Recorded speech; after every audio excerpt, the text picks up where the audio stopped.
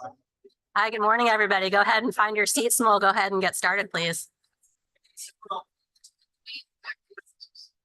Probably one more. All right, let's go ahead and get started, everybody. Good morning. I hope you all enjoyed your tour of the Kodiak lab last night. I'm going to start this morning with a quick agenda overview, and I'm going to hit the gavel one more time.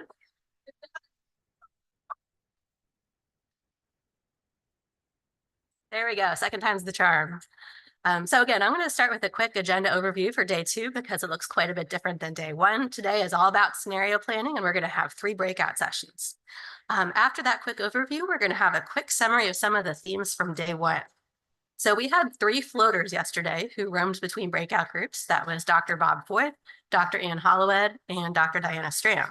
And so their task was to float between the groups, listen to your conversations, and start kind of pulling together threads of discussion to help us synthesize some of the themes and ideas that came up across our conversations. They will also provide a synthesis later in the day of breakouts 2, 3, and 4. So thank you all for that ahead of time.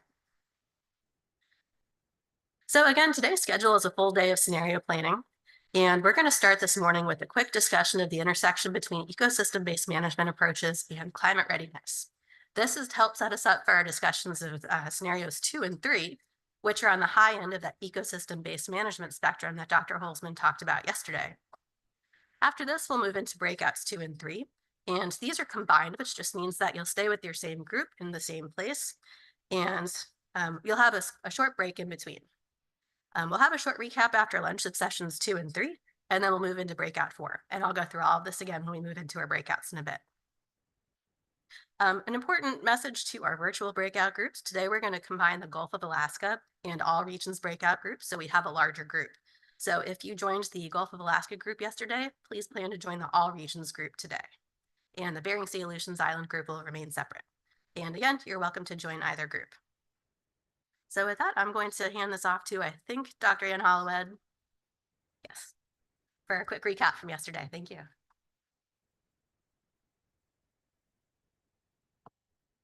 Oh, I see.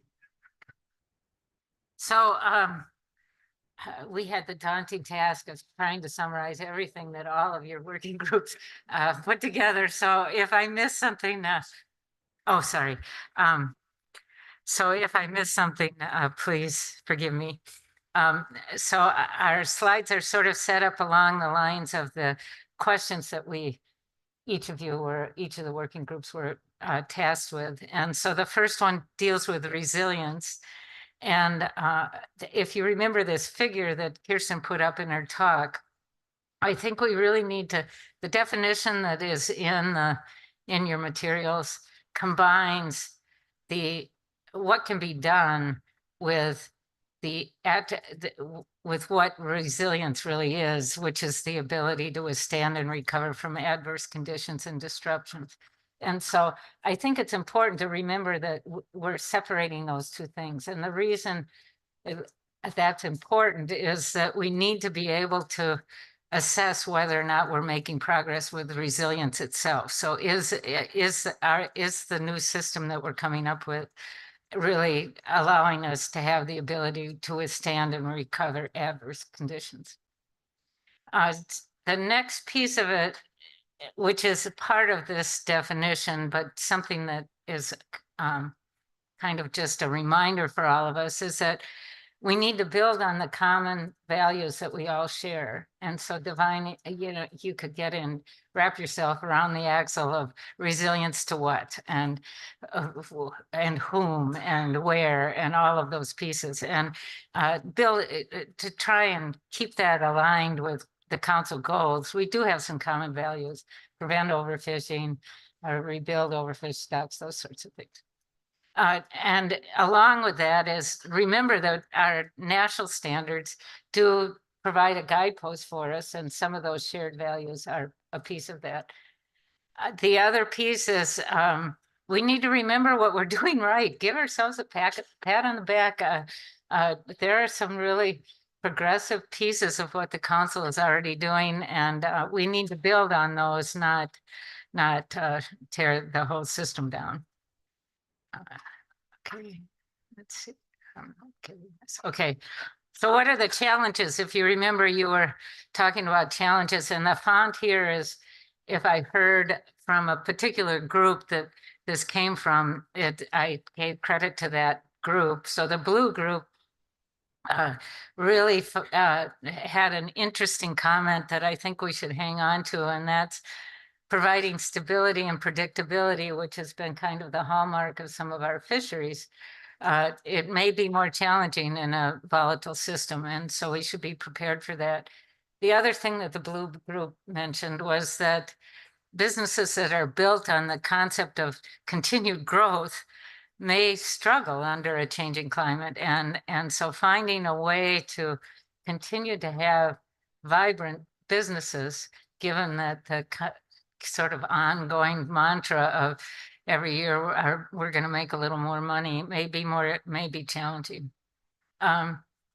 The yellow group mentioned something that I think came up in many groups, but I think it's important to highlight it here, and that's to continue to refine our concept of exposure and vulnerability, and in particular to identify stocks that may transition to a state of disaster, where disaster is the norm rather than disaster hits and then we're trying to recover from it. And I thought that was a really good point that we need to think about.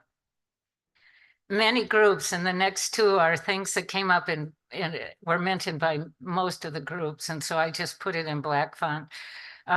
Although catch share systems have the benefit of having a shared focus on long-term preservation of the resource and a commitment to sharing those resources, they also impede opportunities for diversifying target species when stocks decline. And this is going to be a struggle for us. And so finding some solutions for defining what is a collapsed stock and when some sort of opportunity may materialize is going to be a challenge for us. The next one is that many groups brought up, it was the lagged response.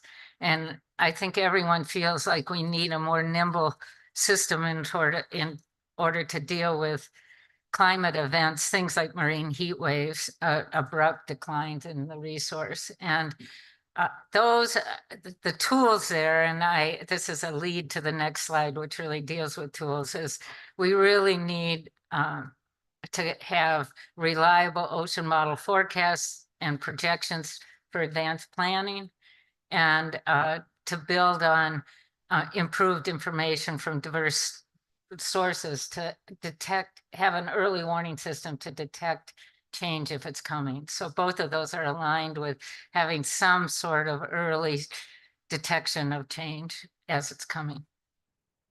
So what are the tools that we might go after? Remember, this was the next part of your task, was to try and discuss these issues. And many groups came up with having inclusive representation.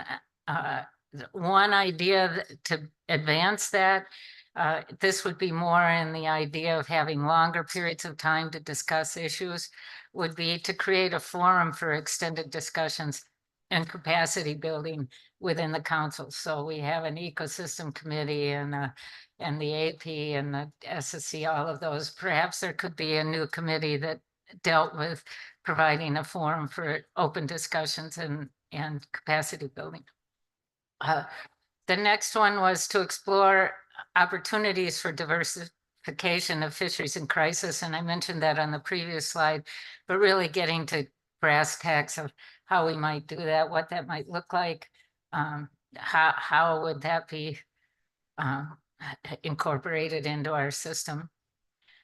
The other piece, and that dealt with the last part of the last slide, was to maintain reliability. It's one thing to provide those forecasts, hindcasts, projections, and early warning systems of observations, but it doesn't really do any good if we're using them for management if they aren't reliably delivered. We have to have them in a place where the council can pick them up and know that they're coming. It can't be an ephemeral thing where it was collected one year and then we went 5 years and collected it again. We need to have reliable delivery of those observations, hindcast forecasts and projections. There might be a way to enhance information gathering, and that might be expanding the way we collect it. We might take advantage of people that are on the ground that are collecting the information either through fishery information or through community data.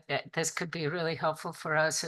And so exploring ways to do that. And that's already started within the council. So I think we would just be building on that. The next one was to explore ways to framework climate enhanced management responses. And an example of this would be to have more management binding definitions within the risk tables that we have. So already we come up with ecosystem status reports and ESPs, and those feed into the discussions that the SSC has. Perhaps as we move forward, the council could come up with ways of actually coming up with triggers that under these thresholds, you would do this new action, those sorts of things.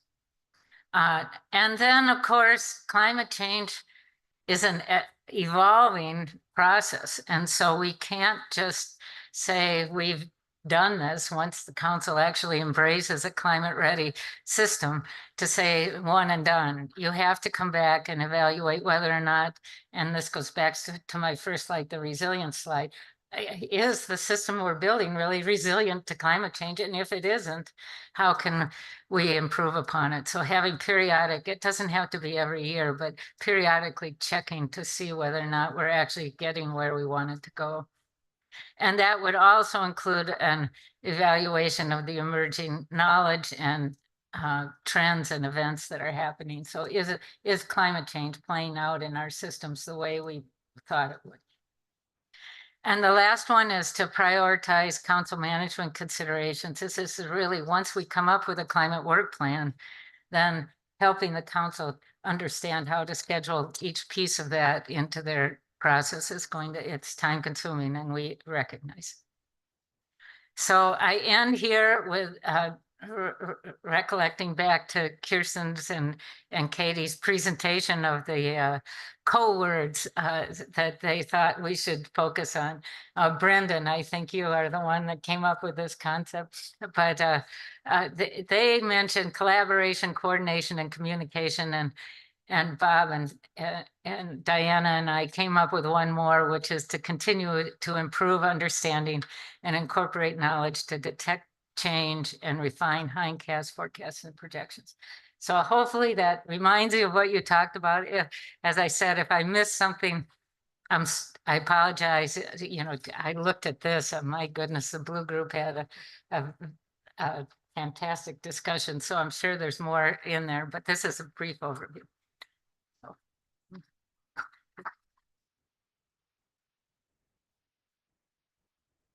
Well, thank you very much to all three of you and Dr. Hollywood for presenting that. That was definitely a daunting task, and it's going to be even more daunting to synthesize across breakouts 2, 3, and 4 this afternoon. So we're so grateful for your support doing this. And just as a reminder, we'll have more time after this workshop during staff tasking and when the report's delivered for you to react to the ideas you've heard today. So we don't have a whole lot of time for discussion since most of our time is dedicated to breakouts, but you will have the chance to respond to all of the ideas you hear today. So this morning, we'll be talking about scenarios 2 and 3, which envision a future in which we're able to practice effective ecosystem-based management. This enables us to do things like consider the risks and the spatial intersection between fisheries and other ocean uses in a changing environment. So compared to yesterday's breakout, which was our current trajectory and was very similar to 2024, these scenarios really challenge us to think concretely about how ecosystem approaches help support climate readiness and really articulate what we mean. So this first session, before we dive into scenarios 2 and 3, is designed to help us ease into that discussion. So first, Dr. Kirsten Holzman will talk about the spectrum of ecosystem approaches that she touched on yesterday and some ideas on how they can support climate readiness. Then we'll have a short panel discussion, including Dr. Bob Foy, Dr. Franz Mutter, and Nicole Kimball to relate this discussion to this intersection between EBFM and climate readiness to work the Council, the SSC, and the Science Center are doing in the short and the medium and the long term. So I'll hand it off to Dr. Holzman to get us started.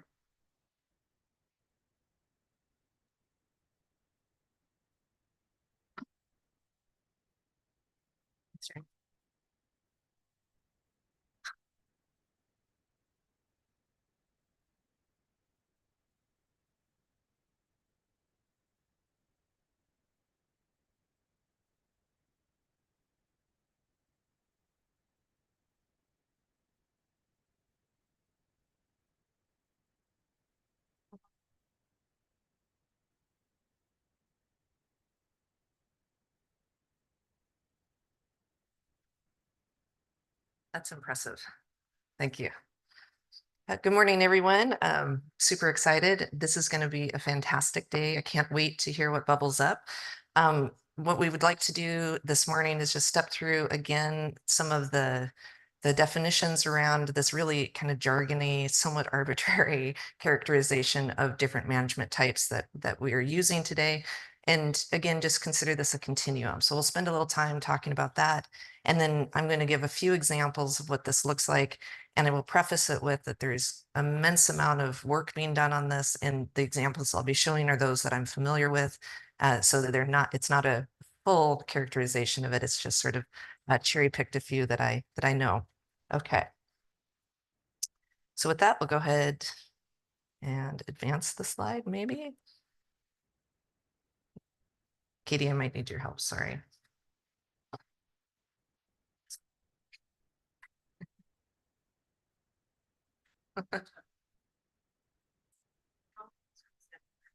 That's right.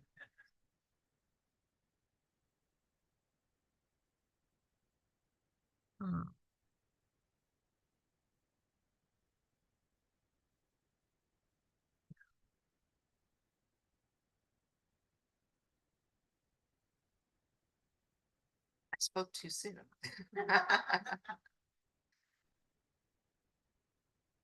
I will say the challenge of doing hybrid is it's not easy to do. Appreciate it when I'm online.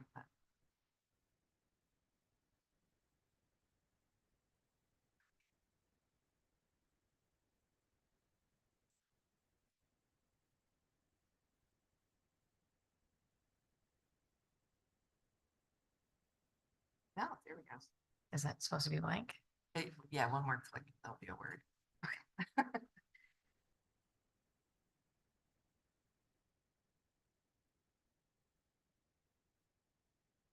Thank you so much. And then let's just test. Yeah, it's still not advancing. So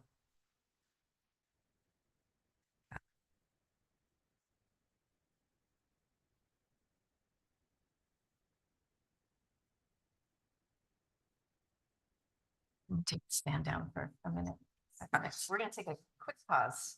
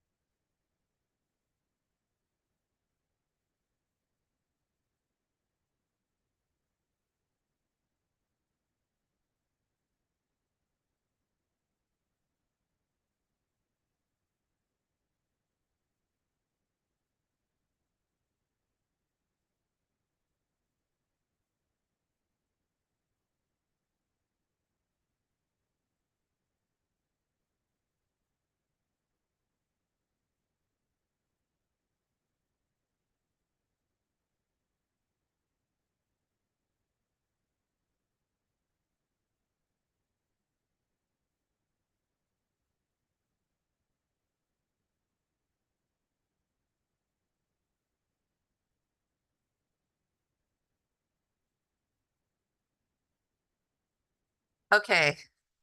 I think, yes, we have things working again. And I'm going to change my challenge slide to hybrid. So we'll do that next time. Okay. Thanks, everyone. I need the Okay, so thank you for your patience with the technology. Yesterday I mentioned that one of the challenges that we have with this is a need to implement a coordinated and collaborative adaptation and mitigation planning. And that's also an opportunity. And so that's what we're going to talk about today is how climate informed and inclusive approaches, ecosystem-based approaches have the potential to effectively address some of these changes that we're going to be facing. And I will note that in most of the review of this to date, that does work a little bit better when it's coupled with mitigation. And so that's why we're looking at that in combination with different climate futures. So I put this up yesterday. This is the Dolan framework that talks about the ecosystem-based management continuum. And what we're going to do is kind of step through this in a little more detail just to refresh your memory on it if you're not as familiar with it. So starting kind of at the bottom of this continuum, we have single species management. This could be very adaptive and effective management, but it's focused on the single species and it might just have information about the population and it's sort of in isolation for various reasons. These sorts of approaches exist. Ecosystem approach to fisheries management is a step up from that, accounting for things like habitat and productivity and how that might influence population dynamics of the species or the distribution of the species. And so there's this consideration of ecological and climate effects. And then as we step up further into the ecosystem-based approach, we get to ecosystem-based fisheries management. And this is again where most of the work that's done in the North Pacific it kind of follows this ecosystem-based management approach. And this is managing fisheries from a whole ecosystem perspective. It considers those ecological and climate effects maybe on a focal species, but it also considers and manages for, using different tools and approaches, ecological impacts of harvest or actions, conservation on other parts of the ecosystem. And ecosystem-based management is one step further, and it takes a whole ecosystem perspective to manage all resources. And the full ecosystem-based management approach is very rare, but there are components of this continuum that we see in various systems where cross-sector activities are managed collectively because you need to account for some of the cumulative and interacting effects of different management decisions. And so those balance multiple interacting pressures, benefits, and interconnected responses across systems and sectors. And we'll talk a little bit about why you might use this approach versus the ecosystem-based fisheries approach. Okay, so now I've laid those three focal parts that we're going to talk about today on the spectrum at the top. And just to give a sense for some of the components that go into this and some of the products that come out. So fisheries ecosystem, starting on the left, and the ecosystem approach to fisheries management might include things like fisheries impacts on the target species, changes in habitat, et cetera. And it typically goes into a stock assessment report. EBFM includes those multiple fishery effects on the system and interconnections, evaluates things like risks and trends across management decisions, and may account for ecosystem targets and limits.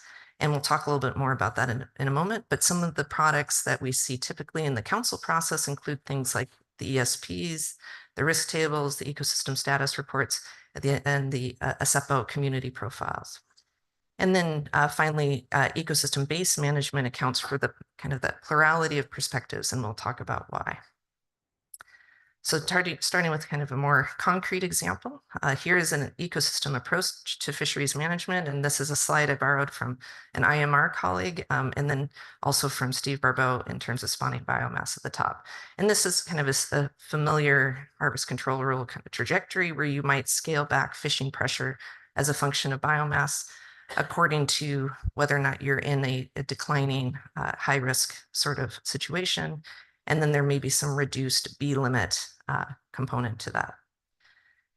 In an EBFM framework, a similar kind of example of this would be some of the targets and thresholds at the lower end that might reduce fishing to preserve prey resources in the system, for example, or with the ecosystem caps, the effects of the cap on effective fishing which actually decreases harvest rates above a certain threshold. Another example of ecosystem-based fisheries management is the fisheries ecosystem plan. We've heard a lot about that over the last day or so. And this is built actually around the kind of integrated ecosystem assessment approach of NOAA. And it brings in components that are very similar to a stock assessment cycle, but it also bring in elements around ecosystem risk assessment. Some of the modules that we've heard about in our Bering Sea ecosystem fisheries plan include the LKTK task force reports and the climate change task force. And those outputs provide guidance for how to bring and bridge multiple knowledge sources towards advice, as well as identify on-ramps for that diverse knowledge and climate information into the management process. And this is a figure from our work plan for the climate change task force. And I just wanted to step through it again. Many of you have seen this, but just to remind you that we identified kind of 3 types of on-ramps for climate information. So this is with the climate lens. And starting at the top, we identified that there were existing on-ramps for climate information to come into the management process currently through stock assessments. So you can have ecosystem and climate information come into the population dynamics. For example, we heard about mortality that was tied to temperature. So that's an example of bringing that information in to that on-ramp. And that's more of a tactical approach. And then there's also information that can come into strategic advice at the near term. And that includes things like setting harvest recommendations or targets that are based on, for example, whether or not there would be a marine heat wave next year or the next couple of years.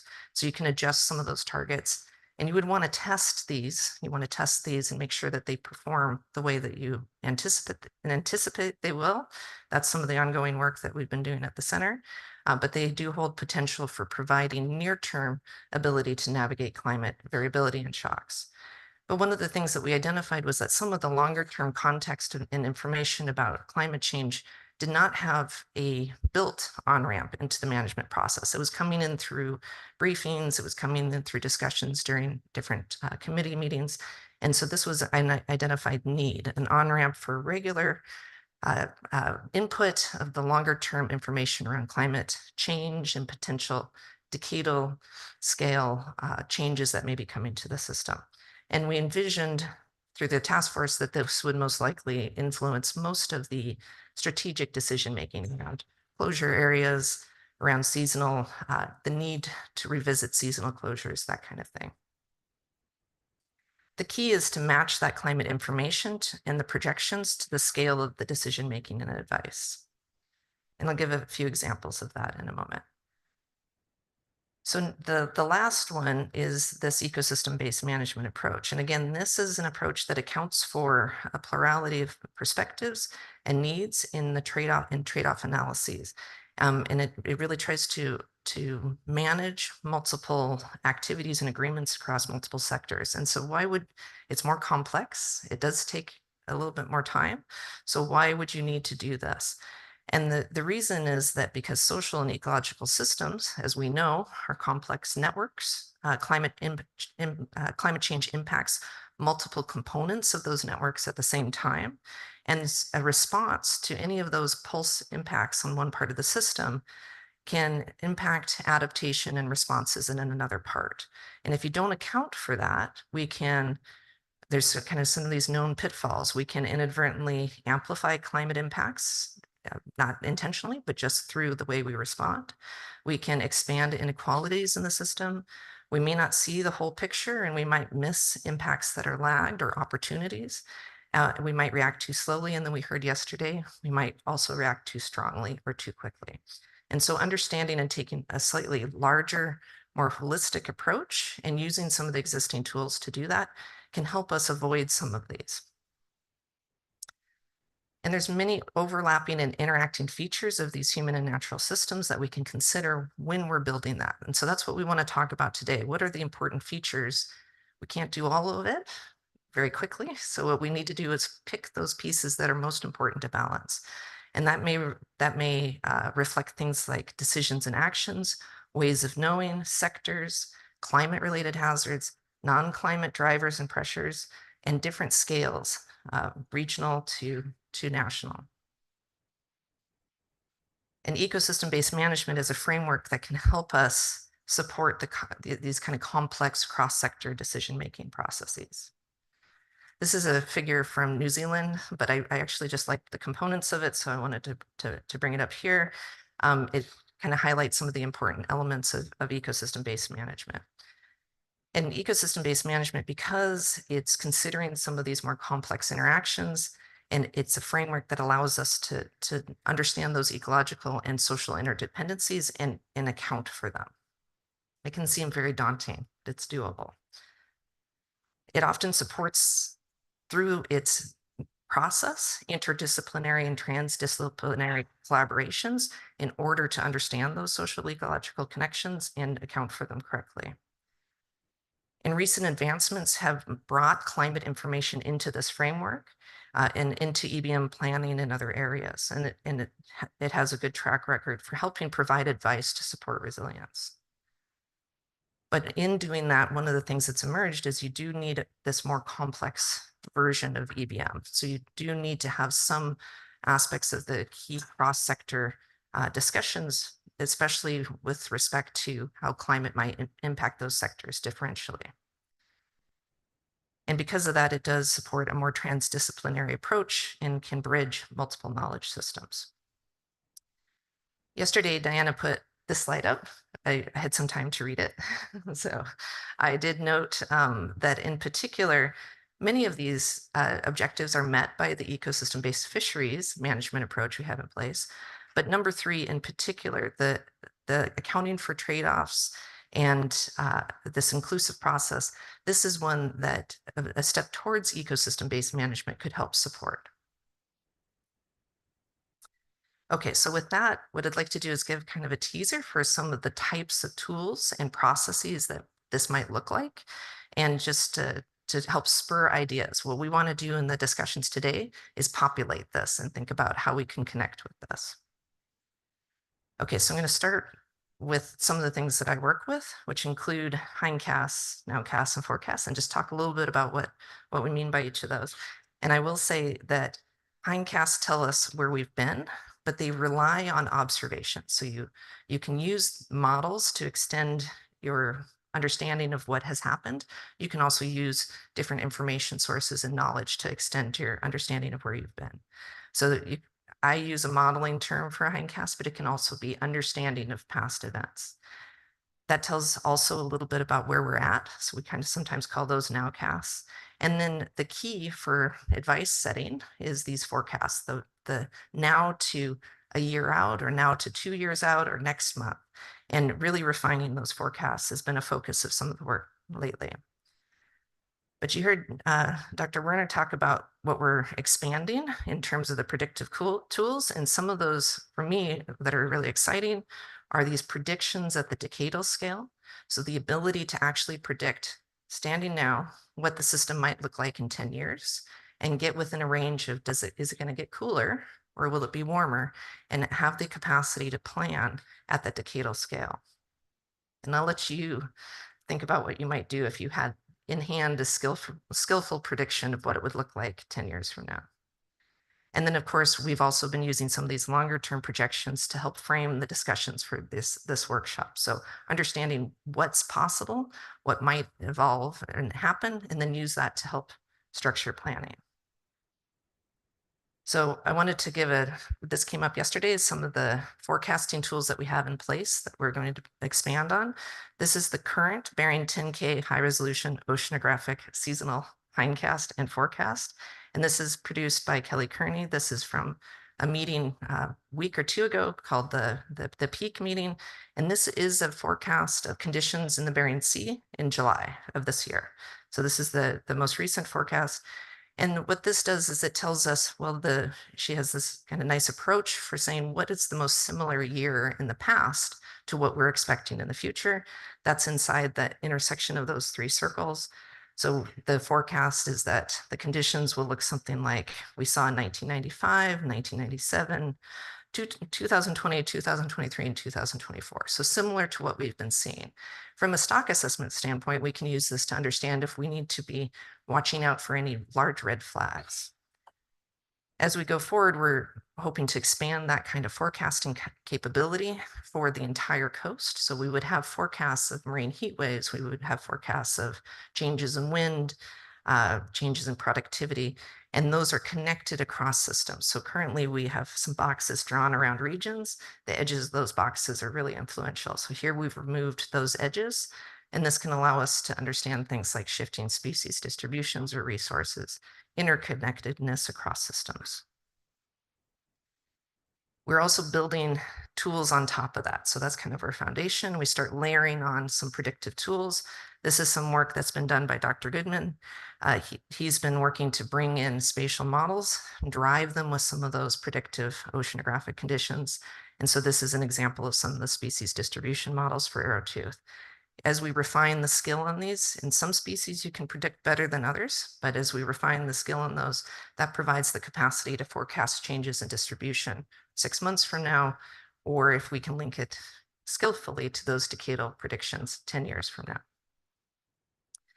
And we're building a system to bring this into some of our existing stock assessments, ecosystem models, link that into some of these pathways and on-ramps that we talked about. But the key here is to not continue to have so much information coming that everybody has to sort through it on the end, but actually create decision support products and work through teams to develop products that are tailored to needs. And we've been piloting that. We heard a little bit about, you all know that I work with ACLIME, so you heard a little bit about that, but there are also integrated projects in the Gulf of Alaska and integrated projects focused on social and economic modeling, and you heard Marisha talk a bit about that in the Gulf of Alaska as well. So these approaches recognize that building that meaningful management advice pathway requires sustained multidisciplinary approaches and support, both from the information and data gathering and understanding all the way through the advice. And so the key here, the thing I think I'm most excited about, all the science is super cool, but what I'm most excited about is building these teams, these groups of people that can help us connect these pieces together and provide that advice in a rapid and seamless way. And so that brings me to the last part of the talk, which is thinking about these inclusive processes to assess impacts, trade-offs, and solutions. And again, as you go into the breakouts today, thinking about what that process would look like, who would be involved, what are the specific sectors? This is a nice example from the West Coast, layering on, if you start on the left side of the image, going to the right, layering on different components from climate drivers and climate impacts to value and importance for communities, to sensitivity and dependency, all the way through adaptive capacity, and being able to build that understanding of climate impacts and responses and what are the effective measures that we want to preserve in a system. And adaptation, as we know, is driven by a couple of different components. That includes the community's culture, history, and this is community in kind of the inclusive definition, both communities of place, practice, and interest. And then also the decision-making criteria. So what are the capabilities, the resources, and processes? So really drill down into this today. Explore details about how this may differ between those scenarios and articulate that. And in particular, and this is my last slide, as we go through these scenarios, so we started on the left here, we'll go 2, 3, and 4 today. Really understand and maybe push that question is, does climate readiness need this inclusive and cross-sector kind of approach? Why or why not? If so, who, how, and why? And get to the specifics. Which sectors? What timelines? How far ahead is information needed? How far ahead do we need to build teams? What are the data informations and data and information specifics? And what are some of those specific management tools if you have ideas about that? And what are the strengths and weaknesses of those tools? And we also have some existing ones that we can think about. How might these change within different scenarios? And maybe we need to think outside the box as well about new tools and approaches that we'd like to bring into the mix. And so with that, I'll go ahead and stop. And I think we have a panel discussion. So I'll take any questions. Or should I take questions or should I wait? Let's go ahead and start the panel. Okay, we're going to go ahead and start the panel discussion. Thank you so much.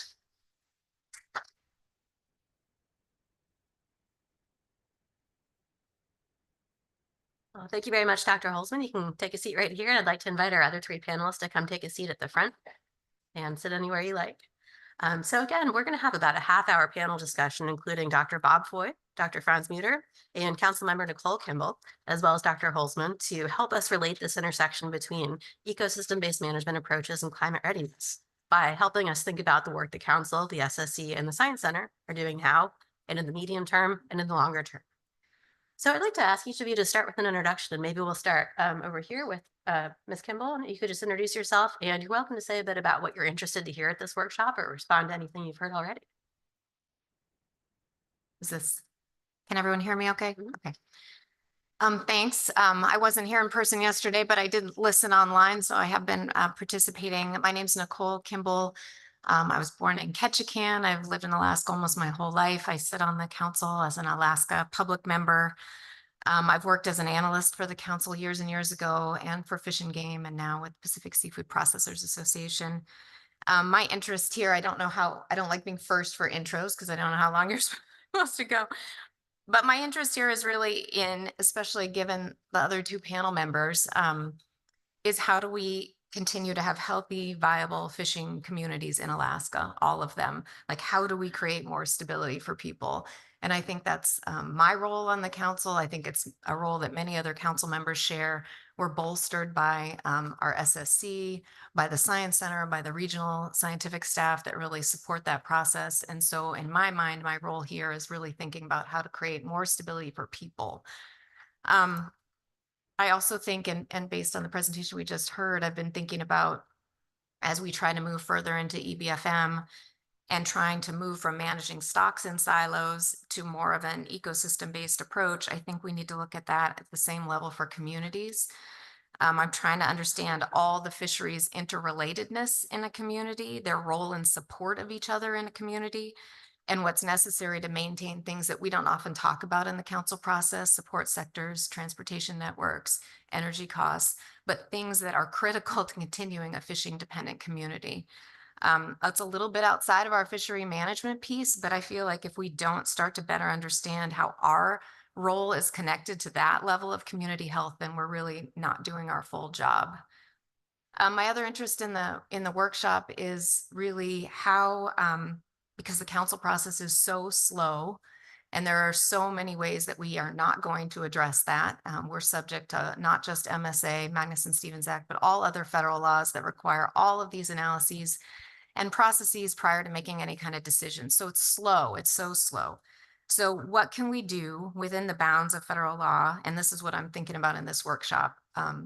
Within our current process, how can we embed in our process some new processes or some dynamic management tools, things that we can incorporate to get ecosystem and climate information in the process without having to respond through a regulatory action? Without having it to be bring an analysis to the council, we do something, we create a rulemaking, and then 2 or 3 years down the line, we've addressed it. What else can we do within our process that's more embedded, like in the tax setting process, but it's also in fish management? So I'm keeping my ears open for those kinds of tools and opportunities from all of you and through our discussion today. And I have a lot of other things to say, but I think that I'm probably pushing the bounds of an introduction. So thank you. Yeah, thanks. Good morning, everybody. I'm Franz Muter. I'm a scientist at heart, I guess I would say, and a more reluctantly involved in fisheries management. But my interest is really sort of at that interface to bring the best science we can forward to inform the decision making. And so my interest is in kind of trying to improve that process through an ecosystem-based approach as best as we can. And I think I'll just keep it at that for the introduction and address some of the thoughts that I have on that when we get to the questions.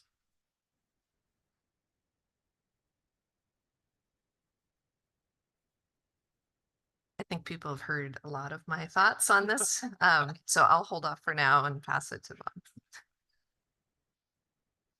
Good morning. My name is Bob Foy. I'm the director of the Alaska Fisheries Science Center, and my history. I've been living in Alaska for over 30 years, and my career started in science, focused on ecosystems, focused on energy flow, focused on how different parts of the ecosystem interact.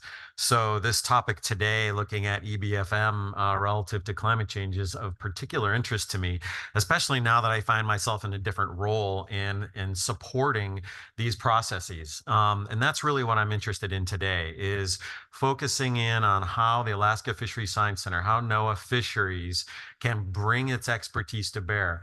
Alaska Fisheries Science Center has many incredible scientists focusing on all aspects of our ecosystems, all aspects of fisheries, and really providing, and this is going to be my focus, providing that base for why we can do what we do in this management process here. So, you know, we're focused on data collection, we're focused on analysis. We're taking that information, we're putting it together into these fabulous processes and in conceptual ways by which we can respond to climate change. So how do we keep that up? That's my goal, is to talk about how we make sure that that is sustainable. Climate change challenges our ability to do that. I think we've done a world leading effort in that in this region. How do we sustain that with climate change? Climate change is going to push the boundaries of our ability to do that. It is pushing our boundaries in our ability to do that. Not only do the tools need to change in order for us to do that, we can't just rest on how we've done things in the past, but possibly the underlying assumptions might need to change. A lot of what we do is based on common understanding of ecosystems, common understanding of what we can do with fisheries management. Those underlying assumptions are being challenged right now with climate change. That's part of our job, is to think that through. So that's another one of my goals, is to support that effort. And then lastly, to just continue to provide this council process, the management process, with sound science. The reason we're successful is because we're based in sound science. That can't go away. We can't allow climate change to pendulum swing us away from that inherent tenet in how we manage fisheries in the United States and in the Alaska region. So that's my interest here and what I hope is coming out of this workshop. Thanks. Thank you very much for your introductions. So there are 3 questions I'm going to pose to you, and there's a list of questions on the table in front of you to refer to. But roughly, we want to talk about where we are now, where we might go in the medium term, about 5 to 10 years out, or whatever you define as the medium term, and then in the longer term. And just before we get started, you're welcome to speak from your own personal perspective, as well as wearing your council or SSC member hat, whatever works for you. So the first question I wanted to ask all of you is, how does the work we're already doing to integrate ecosystem information into decision-making help support climate readiness? And you might reflect back to yesterday's case study discussions and our discussion of scenario 1. This will be informal, so I am not going to call on anybody to go first, but hopefully you can see each other and decide who wants to go ahead and get us started. Go for it.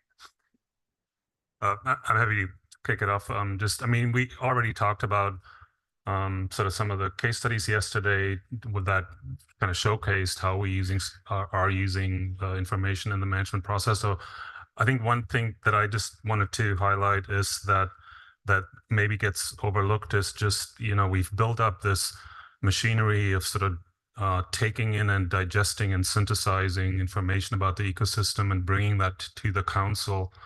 And sometimes I think we overlook just the value of that in our ability to respond more quickly and develop a shared understanding when things happen. And I think that's really important. I got involved in science when a lot of the talk was about the 1976-77 regime shift, and it took about 15 years before we even kind of recognized what happened. Then in the early 2000s or the 2000s, the Pollock stock kind of declined, and we came to a fairly rapid understanding of what had kind of happened, and that really highlighted the importance of prey quantity and quality in the system. And I think that as really sort of set the stage for us to respond more quickly to the more recent declines and collapses as well. And having that machinery build up, that information available at our fingertips allowed us to respond fairly quickly, develop that shared understanding of what happened in the Pacific cod case, in the snow crab case, and importantly, that made it much easier for the council to make hard decisions. And I think that's a real that it's one of the real benefits of having all this information synthesized and available, in addition to directly incorporating it in some of our models and the kinds of things that we often focus on. So I wanted to highlight that. I also wanted to highlight, and this is again nothing new, but I think the 2 million ton cap was put into place a long time ago. Was very limited information, and I would argue that's been one of the most effective tools to kind of provide some stability for fisheries in the Bering Sea, and we know from some more recent analyses that does provide some resilience, and I would argue that has served us well, and I think we should think about similar caps for other fisheries perhaps. And I think I'll leave it at that to give others a chance.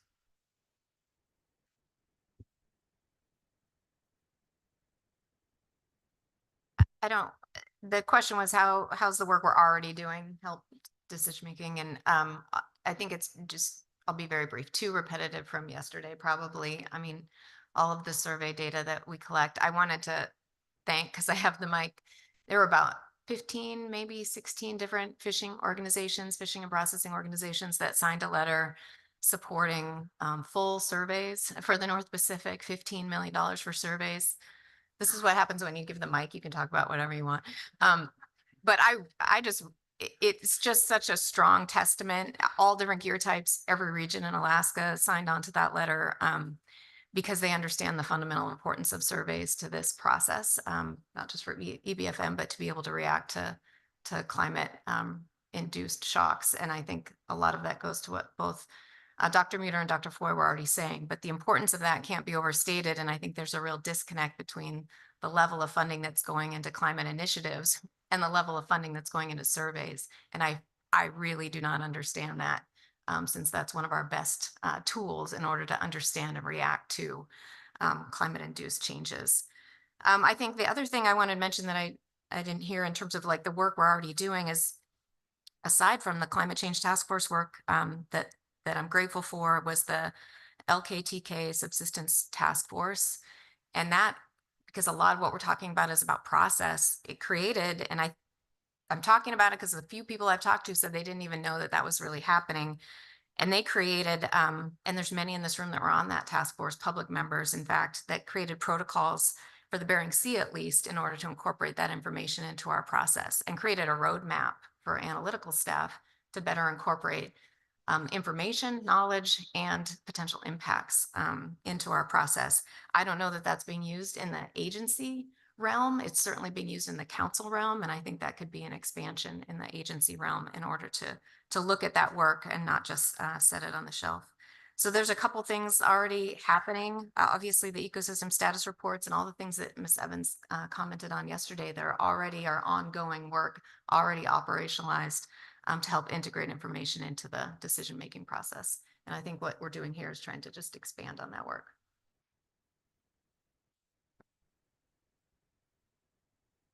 Yeah, I would just want to second the importance of the observations. And I think that is something that we're doing well, but there is also this real challenge with those, because the areas that we've been observing, the seasons that we need to observe, they're expanding because climate is changing that. And so it is a huge challenge. Bob mentioned that, and balancing that. And so you all know some of the predictive things for fisheries management advice that I've talked about, but the other sort of driver for me personally now is to think about how to move on the science side and on the advice side from a reactionary place to kind of a predictive and planning place. And a good example of that was I serve on the plan team, so the Pacific cod redistribution and the challenge that presented the plan team the year that we were struggling with that. And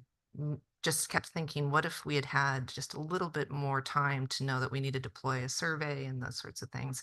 I think we do a fantastic job of reacting very well, but there are costs and trade-offs in that. And so trying to think about how to weave climate information into the planning from surveys all the way through to advice is one of the things that I think we're building and I'm excited about.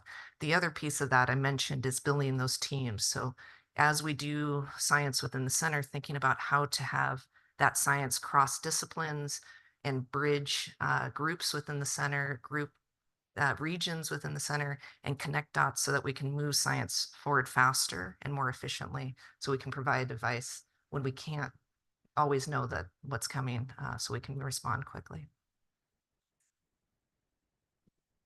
I'm going to build on the excellent responses that have already been said, and again talk about the baseline of the information that has allowed us to be where we are today. And at the risk of contradicting myself a bit in terms of challenging the underlying principles, I also want to reinforce the need to continue the baseline data collection that we just heard about. The system that we heard yesterday, we used the word robust. We want to be robust.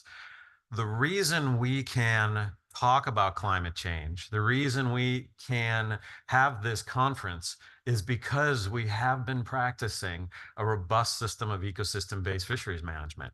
Because we, for decades, have been looking at baseline information of abundance, baseline information of physiology, how animals respond to the environment, how they respond to each other. Great partnerships with other NOAA offices looking at the physical oceanography, looking at the biological oceanography. All the basic tenets for everything you're seeing here requires hundreds of people, millions of dollars, and a system that has been ongoing for decades that provides us that baseline. In 2004, the EBFM implementation plan stated that one of the objectives of that plan for NOAA was to preserve the food web.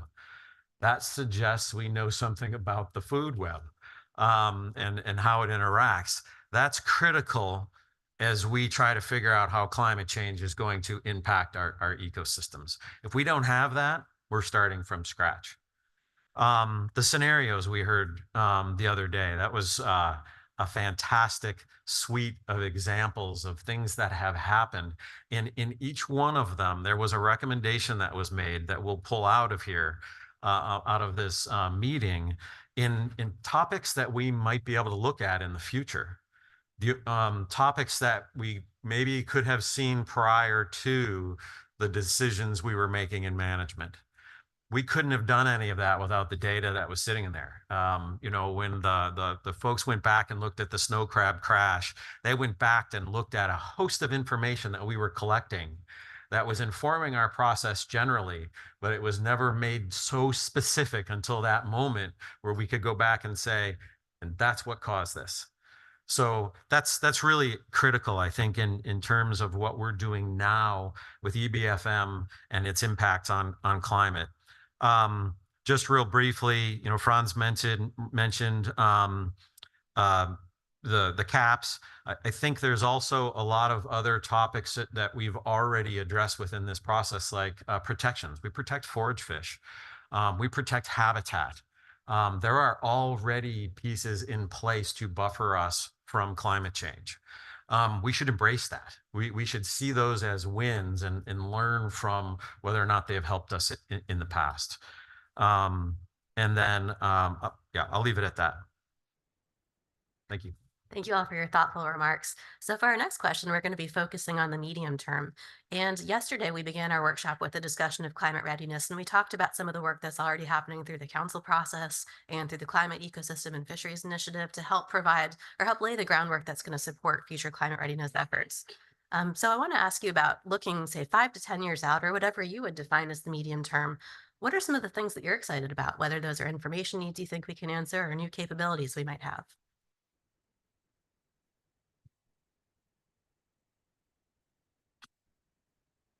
I guess Are you oh, gonna go? you go ahead.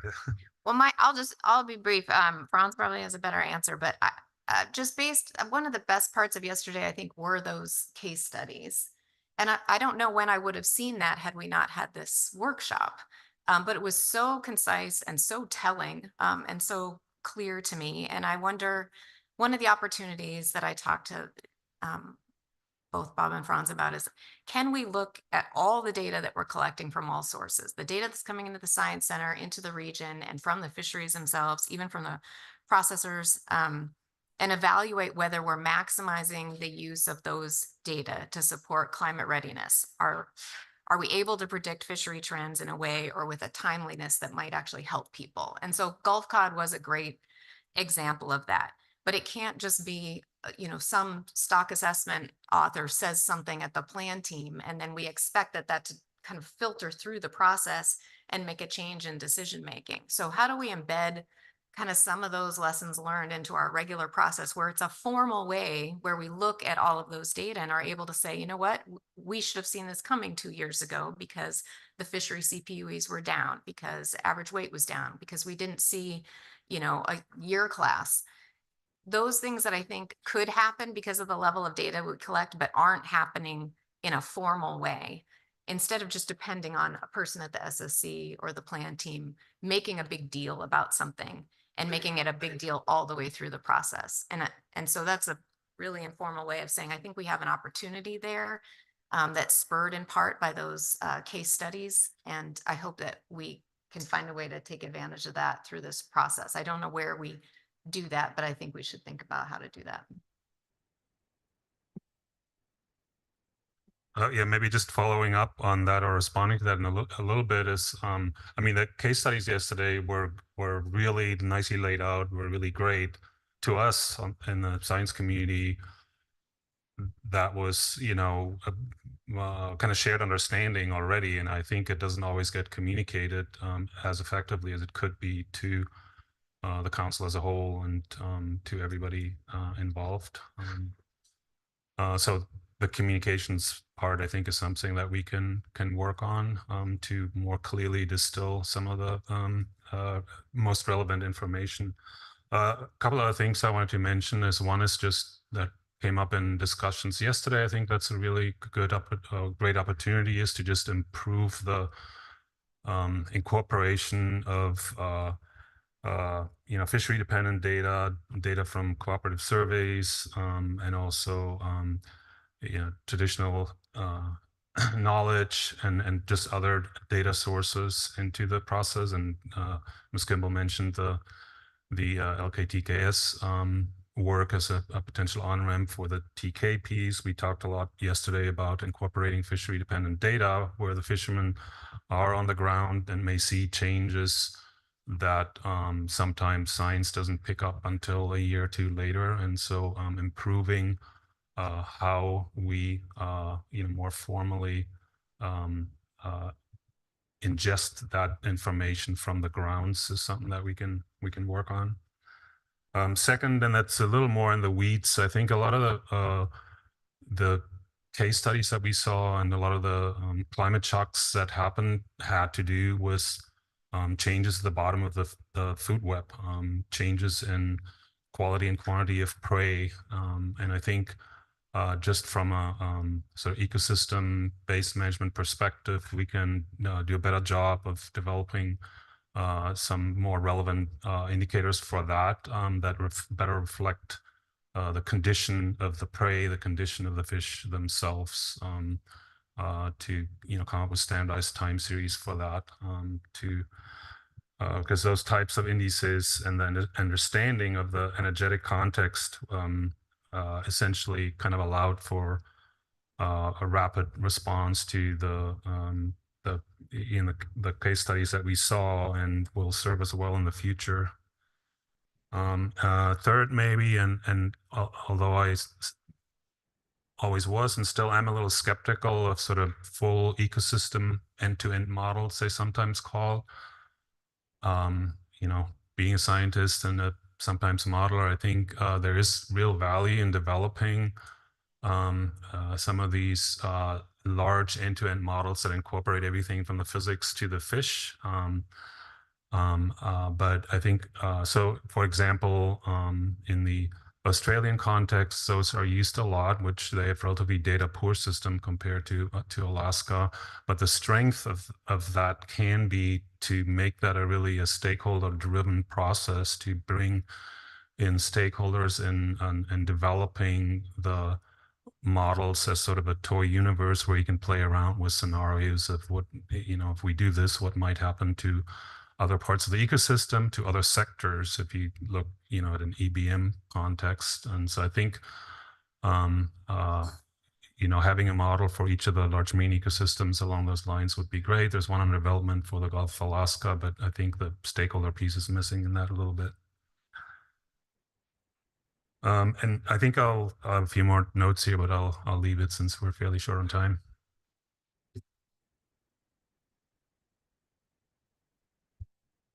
Sure, I'll just, I appreciate the energetics shout out, so that's good. But just, yeah, I agree with what the previous speakers have said, and so I'll just kind of build on that on 2 points. Looking forward, I think one of the things that I'm most excited about, or I think it has a lot of promise to help us, is the co-production approaches and the collaboration approaches that bring together understanding from different sources, and the structures that we can put in place to help facilitate that, so that we can have rapid exchange of information and speed up that process of understanding. I think the case studies showed that when people talk across different lines of expertise, that's powerful, but I think we can build on that even more and bring more of that in. And I'm excited about that. The other piece of it that I think, just from the climate side, that I think is good, it's not good, it's the climate shocks, but that I think is helping, is the understanding that climate shocks are part of climate change. When I first started working on this, there was a lot of discussion around the long-term changes, and those are difficult, but they are something that I think we could plan for. The climate shocks are a real challenge. Along with that understanding that climate shocks are tied to climate change, has been a real investment in understanding how do they manifest. So just thinking right now, there's a heat dome in the West Coast, Southwest, moving its way north. How does that manifest? Well, there's information in the climate that gives us some heads up. And as we begin to understand that more and more and draw those connections, we can have a little more predictive capability to navigate those. And so I think we'll see in the next decade that those predictions around marine heat waves, we already have some, but the skill around marine heat waves, around climate events, low oxygen events, things like that will improve. And I can only think that will help to know that that's coming. So I'll stop with those two. So I've got a few opportunities, not overly related to each other, and similar to some things that have been said. But I think our first opportunity, and we heard this yesterday, is to recognize that climate change is going to affect us all. It is forcing us all into the same room right now, which is good. It's exciting. But climate change is not going to affect us all equally.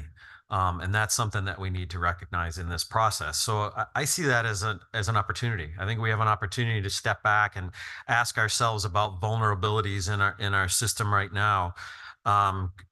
Kirsten's slide that showed the various stages of vulnerabilities from the Northwest work is fantastic. I would challenge us to go look at that and then emulate it. There's an action item right there. Emulate that process for our region. Exploring trade-offs is going to be really important. As we have heard, climate change is going to affect us all differently, and it is not going to be successful for everybody. So what are those trade-offs? And now back to science and data collection. What's the information that we need? We have to embrace the socioeconomic information. We just do not have enough of it in this process. We touch on it, we talk about its importance, but we do not have enough of it. It needs to be brought into this process on par with the information we have on biology and the information we have on the ocean. And it pales in comparison. So that's important. How is climate change going to affect all of you? Second topic, scale. Thinking about the importance of things like recruitment versus overall ocean production.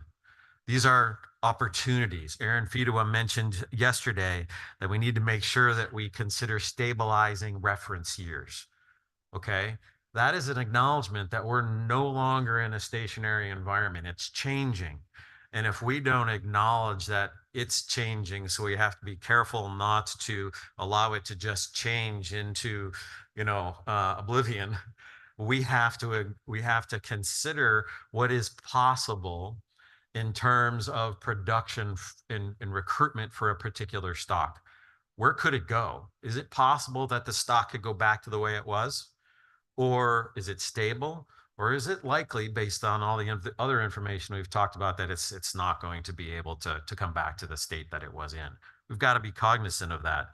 I don't think we've said the word carrying capacity here yet. We've hinted at it.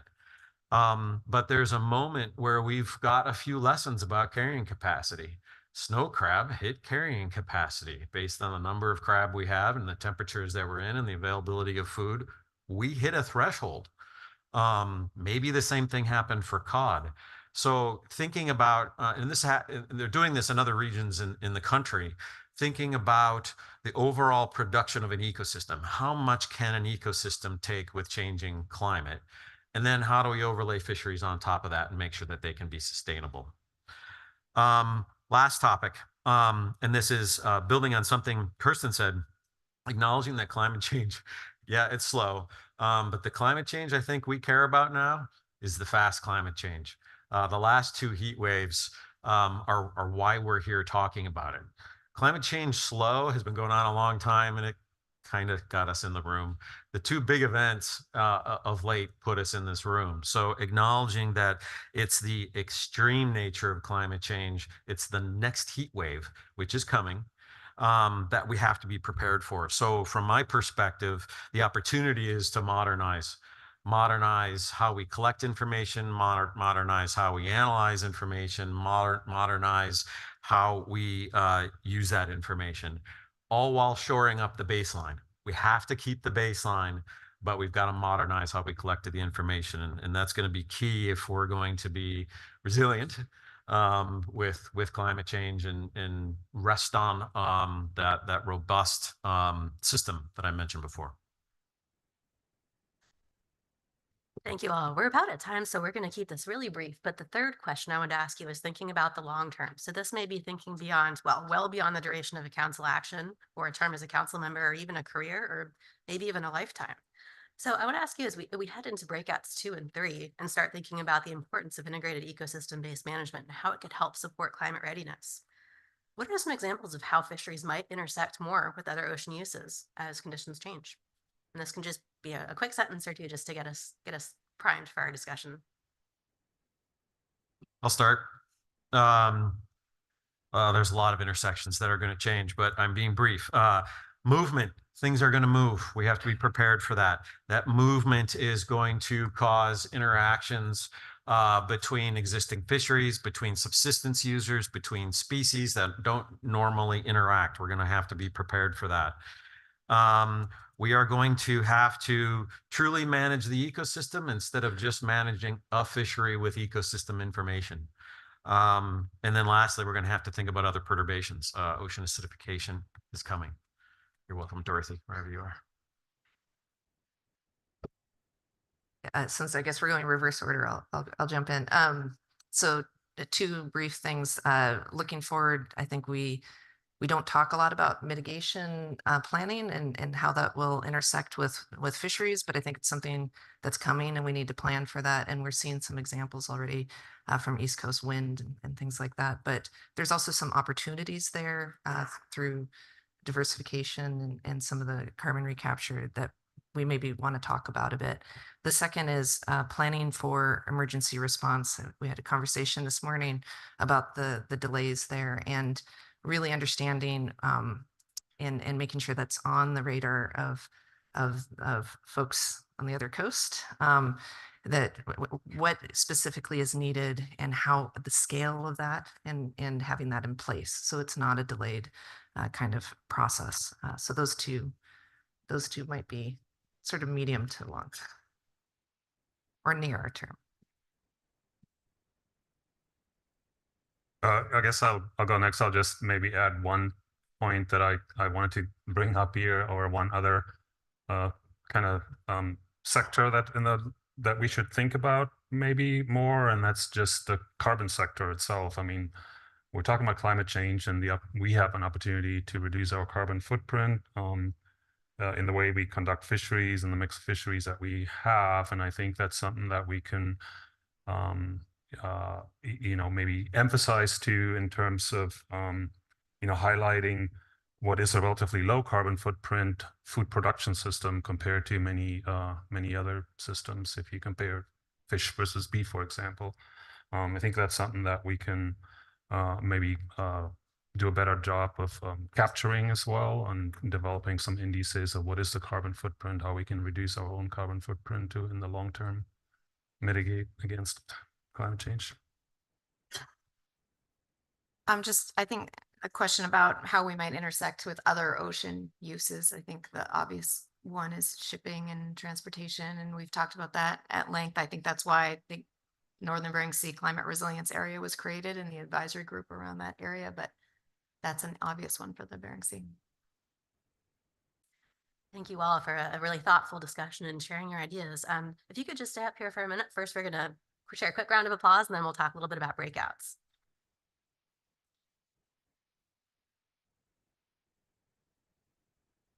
Okay, so in just a minute, we're going to transition into breakouts 2 and 3, and these are structured a little bit differently from yesterday, so I just want to make sure everybody's clear on our instructions. Again, as we've talked about this morning, breakouts 2 and 3 both envision a future in which we're able to practice cross-sector coordinated ecosystem-based management. Now, the big difference is scenario 2 is a best of both worlds scenario where predictability is high and climate change impacts are moderate. Scenario 3 is a lot more challenging of a scenario. It's a case where we're still able to practice cross-sector coordination, but predictability is low and climate change impacts are very severe. So these 2 sessions will be combined. When we break, you'll have until noon for these conversations. We will not call a formal break. Instead, your facilitators can just call a short break at your convenience. Just be quiet and respectful of the other groups, please. It's okay if you decide to spend more time on scenario 2 or 3. You're welcome to use this time however you wish. Just like yesterday, your assignments are on your name tag. If you don't have a name tag, we did print these a little bit ahead of the workshop, so we missed a few people, but you're welcome to join any breakout group of your choosing. Just a reminder that if you're virtual, we are combining the Gulf of Alaska in the All Regions group. So again, please use the All Regions link.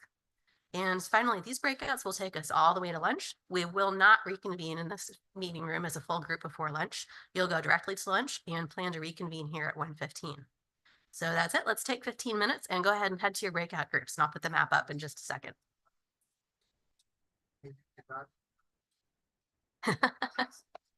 Left to right.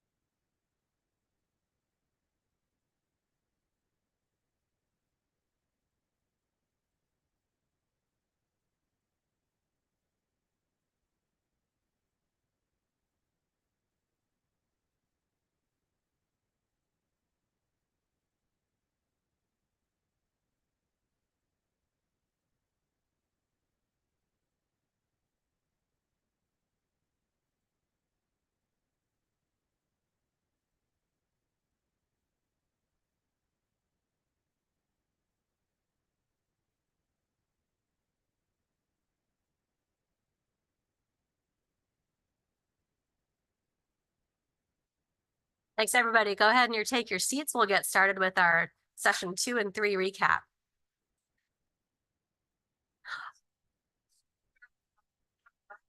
Oh, just a quick announcement. I think we found a pair of glasses or a case on the bus last night. So if anybody's still missing that, you can see our admin staff. Nicole in the back of the room is waving it. So if that's yours, you can go claim it. All right. Yes. Thank you. Okay, so we're going to move into our brief recaps from sessions 2 and 3. This is going to proceed just like we did yesterday. We're going to ask each of our facilitators to take just about 2 or 3 minutes and share some highlights from your discussion. It's not comprehensive. We don't all have to have agreed on everything that was said. Could I get a show of hands to see where our facilitators are in the room? And anybody who desperately needs a few more minutes to get your thoughts together, raise your hand. If you need a little more time, just raise your hand and we can skip out of order. Yeah. Okay. So let's go ahead and start with you, Kirsten, if you are ready. Oh,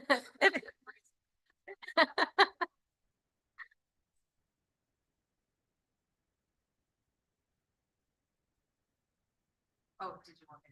Oh, fine. I'll come up. I'm halfway there. Yeah, thank you. And we had a really fantastic conversation, and I'm gonna. It's very hard to distill it down into just a few things. But I'll just start with the. We spent a lot of time talking about what the ideal EBM approach would look like, and really to synthesize that. And please, anybody from my group jump in. That was that ideal would look inclusive to all users, not just in decision making, but also in the benefits and the access and in the process.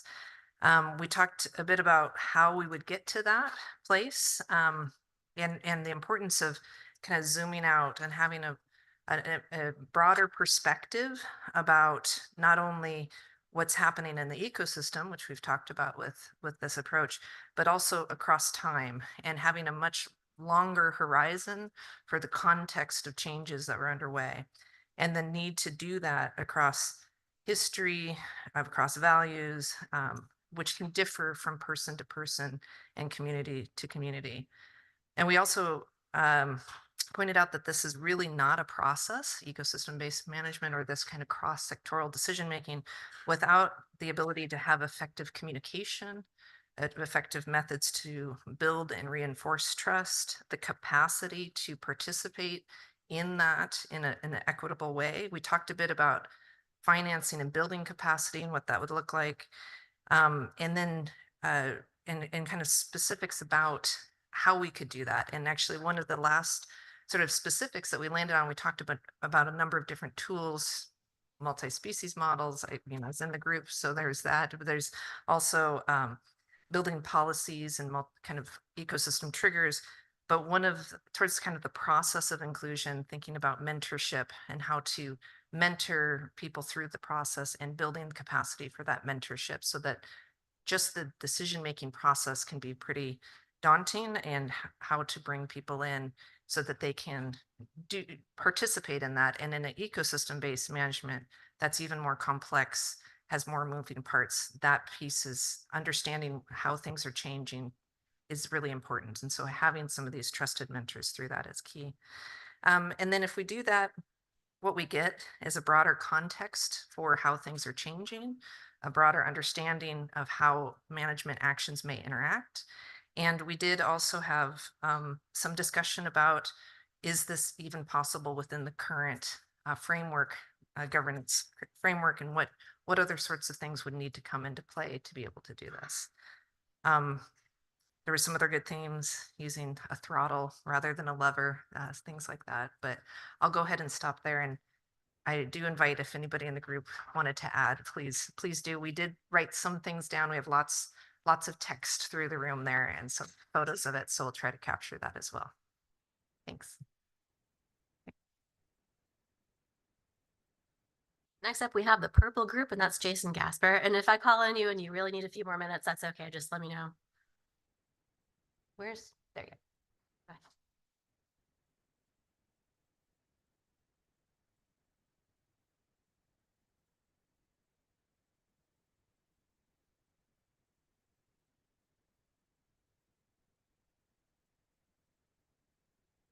Yeah, great. We had a really good discussion on both scenarios 2 and 3. So I'm just going to kind of talk about these two scenarios together.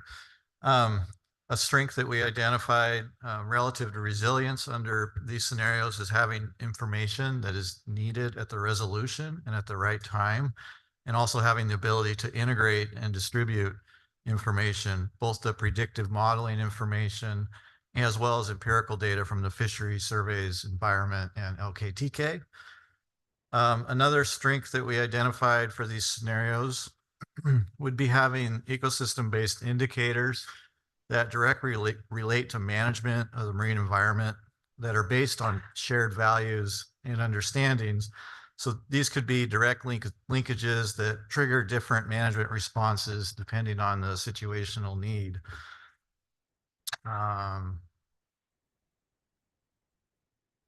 We identified that having a clear understanding of trade-offs informed by these information-rich scenarios would be beneficial. We could evaluate trade-offs that relate risk tolerance of stakeholders and tribes to changes in the marine environment, as well as considered measures of vulnerability. With the sort of perfect information that is identified in the scenario, we would want to know what sectors, communities, species would be most affected or not, and whether there are red line trade-offs that exist. We noted that the models must be reliable enough that predictions are useful for proactive management, responses that could range from stock collapses due to shocks in the environment that lead to needs for disaster funding, to other responses that might be slower responses that require in-season management, or maybe can be accomplished through longer regulatory processes or even statutory needs. However, I think with this, we recognize that science may not be able to keep up with the pace of change. So we have to have the ability to reduce uncertainty. Science may not be able to reduce uncertainty due to the pace of change. So there's going to be situations where decisions have to be made in the face of this uncertainty. So having those processes and shared understanding in place so we can make those decisions. We noted that both these scenario 3 particularly will increase data requirements, the right kind of data. This will require developing systems for automated data acquisition and distribution, as well as better leveraging existing collections, such as cooperative research, maybe environmental data collected by observers, other opportunistic avenues for data collection. And then kind of along those lines, this improved information under EBM could also allow for management strategy evaluations that are informed better relative to these environmental changes. And those could potentially be integrated into the ecosystem indicators that we described earlier. Thanks.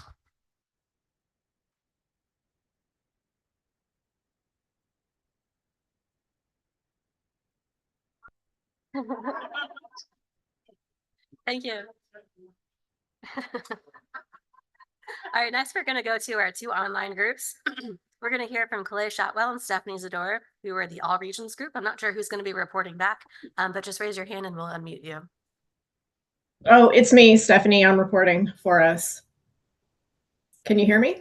Go ahead. Sound good. Oh, great. Okay.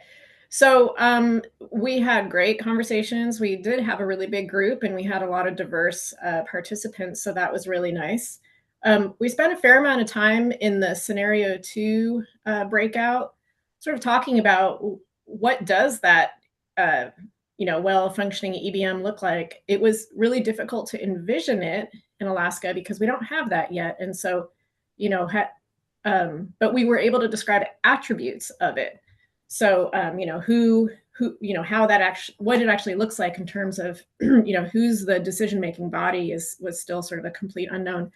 But in terms of attributes of it, we all agreed, as has already been said, that equitable representation was very crucial, and so that all voices could be heard. And this was definitely different levels. So down to the fishing community, a sort of small, ecosystem level, all the way up to whether it's the Department of Commerce or Department of the Interior or something, balancing the conservation and the oil interests and the fisheries interest. We spent some time talking about how to get that participation, and we're discussing things such as the idea of honorariums, paying people and respecting their time to participate in the process. There was some other discussion about, in this scenario, since we have good predictive capabilities, that it would be great to switch to things like, more 5-year outlooks so that people could set up their, fisheries and, planning processes with a slightly longer horizon. And that creates more stability. But given that there are climate shocks, that process would still then have to be, in a way, conservative enough to be resilient to those climate shocks. And then for the second scenario, we talked a lot about how just having low predictability, especially in a situation where you've got, major climate shocks happening, it doesn't mean that you can't prepare. And so we talked about the importance of identifying vulnerabilities to potential shocks in terms of vulnerable habitats or species or communities. And even though we didn't, we wouldn't know when these shocks would occur, but use these vulnerability type analyses for planning, to prepare. And then also, given that with these big shocks, yet having a high functioning EBM system, it's definitely, in that scenario, would be a very reactive situation because of the lack of predictability. So in that case, knowing that we have a reactive management system, that we would really have to focus on developing pathways for flexibility. And so that, even though we were reactive and we talked about potential programs like disaster relief and things like that, but making sure that they're more responsive so that they could be enacted more quickly, given that, we were stuck in this kind of needing to be reactive state. And that would, reduce delays and basically have a more effective governance that could respond to the disasters as, in short time after they were occurring. I think that's about it. Thank you very much, Stephanie. Next, we'll go to our Bering Sea Aleutian Islands group, and that's going to be Ian Stewart. So welcome and go ahead.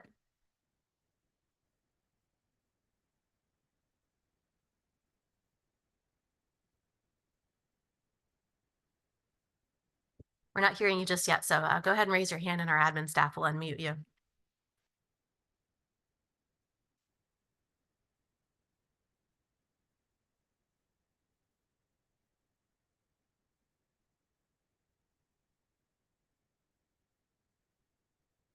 Yeah, hello. Can you hear me now? Yes, go ahead. Excellent, thanks. So we also had a great discussion on these two breakout sessions. For breakout number 2, we thought that this scenario perhaps wasn't quite as likely as the others, especially the high level of predictability. And we noted that even with a high level of predictability and the best of both worlds, we discussed the importance of clearly understanding what can and can't be controlled, both biologically and socioeconomically.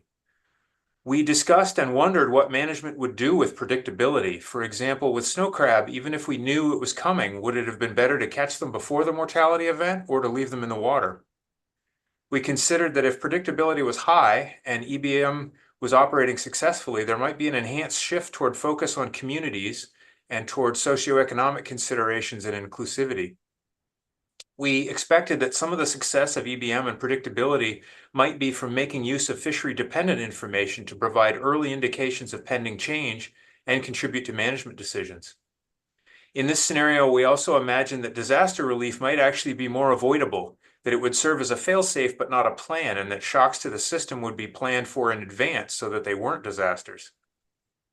For breakout number 3, we had quite a bit of discussion around the definition of unpredictability. Whether it was going to be reducible or irreducible or both, and how and whether we would know which was the case when we were in them in the future.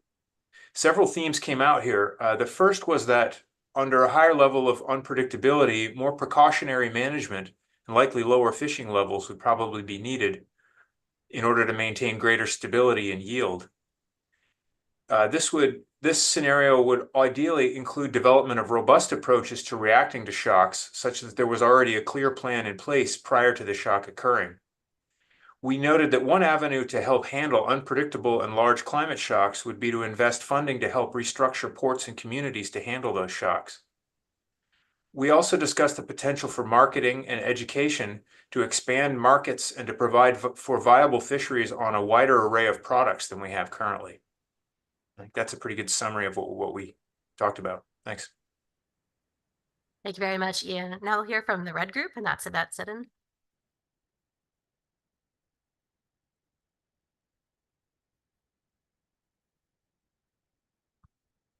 All right. Well, I want to start by thanking the red group and maybe apologizing to the yellow group that we scared out of the room.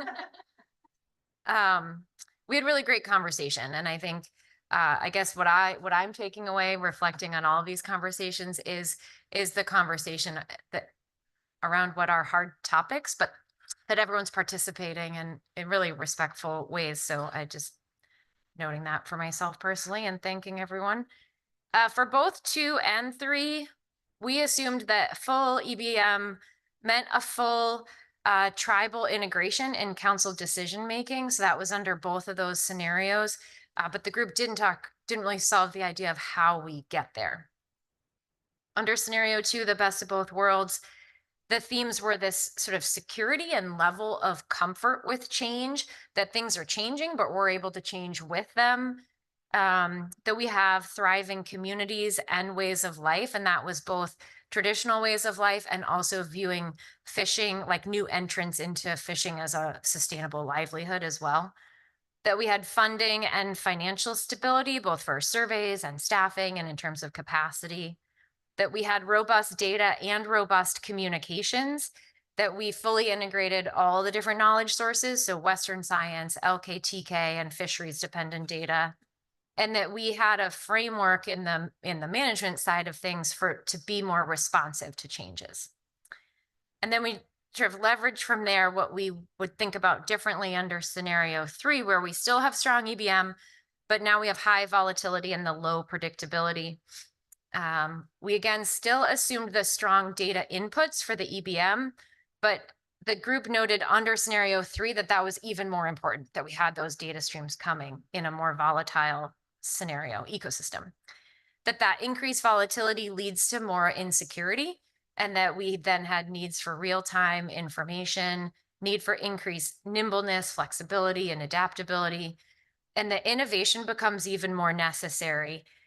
So that we have to make space for it. We need fewer obstacles and barriers and more incentives for the innovation under this scenario. We had, again, felt even stronger needs for the knowledge sources from LK and TK, but noted this increased need for trust among those different user groups. There was a conversation around, if we have a 40% reduction in the ecosystem capacity and in markets, that we needed to do more with less and sort of maximize the economic utility of the system. Within the management framework, we again needed, copied, the reduced regulatory constraints and more incentives to help foster innovation. And then can we develop triggers or early warnings in this system? So how do we get to the point where we trust the data, trust the early warnings, and then trust the system response to those? And the last question, the sort of accepting that we might get it wrong in a really volatile system sometimes. Okay, thanks, Red Group.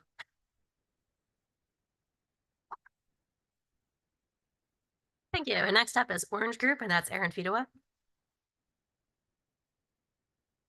So for the green group,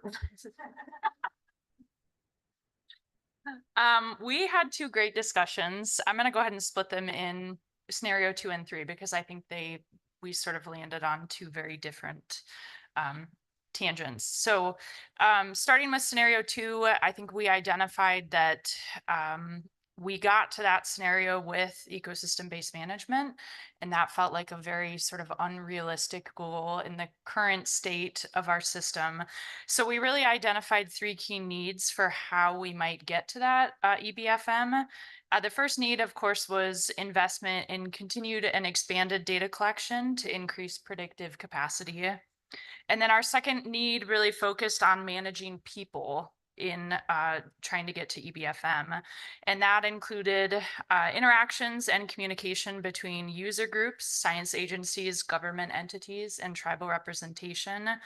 And then we also touched on two-way inclusive engagement and communication to both identify key priorities and then most importantly, facilitate rapid uptake of information and response. And then we had a really interesting conversation on sort of providing a mechanism for that inclusive engagement. And our group really emphasized the need for creating space for informal conversations and workshops like we're at today. So I think that was really neat. And then the third need towards EBFM was finding innovative ways to pursue flexibility in MSA regulations and laws, recognizing that some of our management systems are very rigid and there's need for flexibility. Moving on to scenario 3, we really focused here on the decreased predictive capacity of this system, creating volatility in socioeconomic and human dimensions. So much more the human side for this conversation.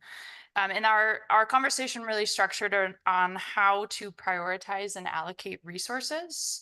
So we identified key resource needs. The first one, of course, being money, because we all need money. So disaster relief money, as well as funding in reserve for these unpredicted events. So money to provide harvesters and processors these lateral options and means to diversify. Money for more effective seafood marketing to promote high value fisheries here in Alaska. And then we sort of moved on to identifying a need for additional resources for human capacity. And that specifically touched on human capacity for incorporating LKTK, improving community engagement, and then translating scientific information to the general public. And then we had a really interesting discussion sort of ending with that, recognizing that catch share programs were not designed for the current state that we're in. Rationalized fisheries really create boxes and prevent this diversification that we identified as being really important. The group really identified the need for off-ramps, so mechanisms to provide harvesters and processors a way to get out when things get bad. And an example given of that was the ability to cross-lease quota to other sectors. So it was a really great discussion, and I would thank the Orange Group for that.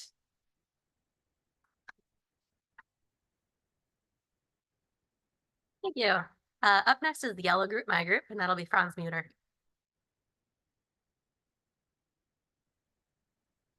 Yeah, thanks. I'm not sure if there's much new in there because we're going last year, but we also had a very good and far-ranging discussion, and so I'm just highlighting a few selected points, I guess. We initially kind of focused on what some of the relevant sectors or issues are that people are thinking about in an EBFM context or in EBM context.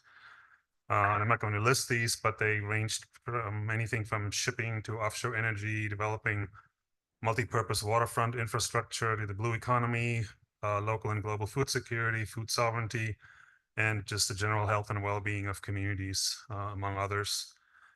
We then, similar to one of the previous groups, talked about, what can we do to help us get to EBM, and what would we need? We focused quite a bit on coordination across all the interested parties and how that could be strengthened. We talked about what are some of the existing groups to engage in, groups working on, say, maritime development or blue economy issues, or existing interagency groups or other groups that already exist. That could perhaps be supported by members of the council family engaging in other groups, like having representation from the council on various boards or of other groups, to basically have fisheries voice in the room and create alliances that way. And conversely, and I know some of that's going on, to invite other groups to address some of the cross-sectoral issues with the council. So bring some of the maritime groups, energy interests, the Coast Guard, community groups, etc., to kind of talk about cross-sectoral issues. We also talked about, when possible, to expand from just coordination to co-management, including perhaps expanding so the fishery management plans to be more inclusive and broader planning documents. Also talked about how other documents in the council process, like the SEPO, could perhaps be more inclusive, both in terms of co-producing the document and bringing in additional information on trends and other external stressors beyond those directly related to fisheries. Of course, there are, to make all of that happen, there are obvious challenges and needs for coordination. Financial resources are limited.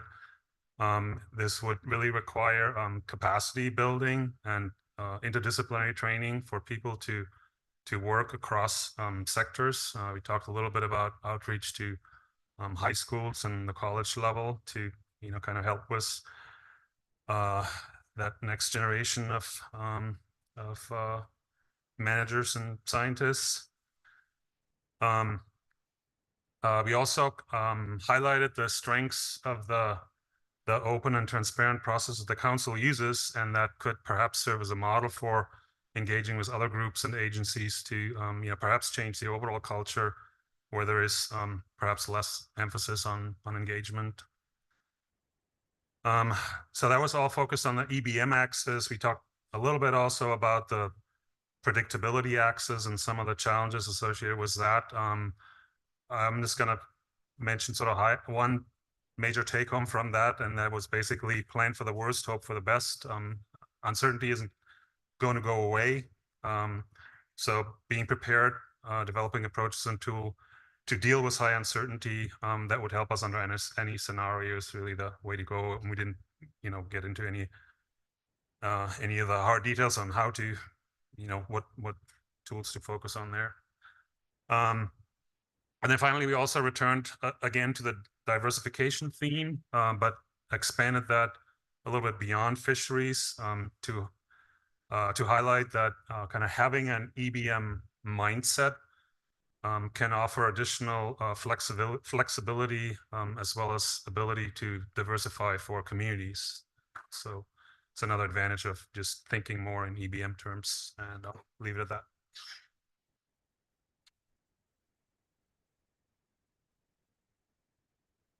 Thank you. And finally, we'll hear from the Green Group, and that's Mike Litzo.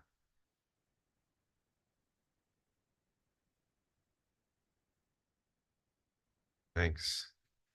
So beginning with scenario 2, we framed our conversation, and I should say, as I think everyone else had the same experience, we had a really great conversation. A couple participants either weren't planning on being here or were here by chance and expressed how glad they were that they made it. In terms of resilience for scenario 2, we sort of looked forward to developing the themes that we see starting now, leading to a more flexible management approach, specifics like improved bycatch avoidance measures, and then a better understanding of species dynamics, habitat, species-dependent habitat usage, and all of that ultimately go into this place where we've got more condition-specific tacks that are more flexible, that allow us to adjust our effort, as the conditions change. And then that was seen as going hand in hand with more of a portfolio approach to fisheries, giving different groups, different stakeholders the ability to pursue or exploit multiple fisheries, to take advantage of winners and to lay off losers for a while.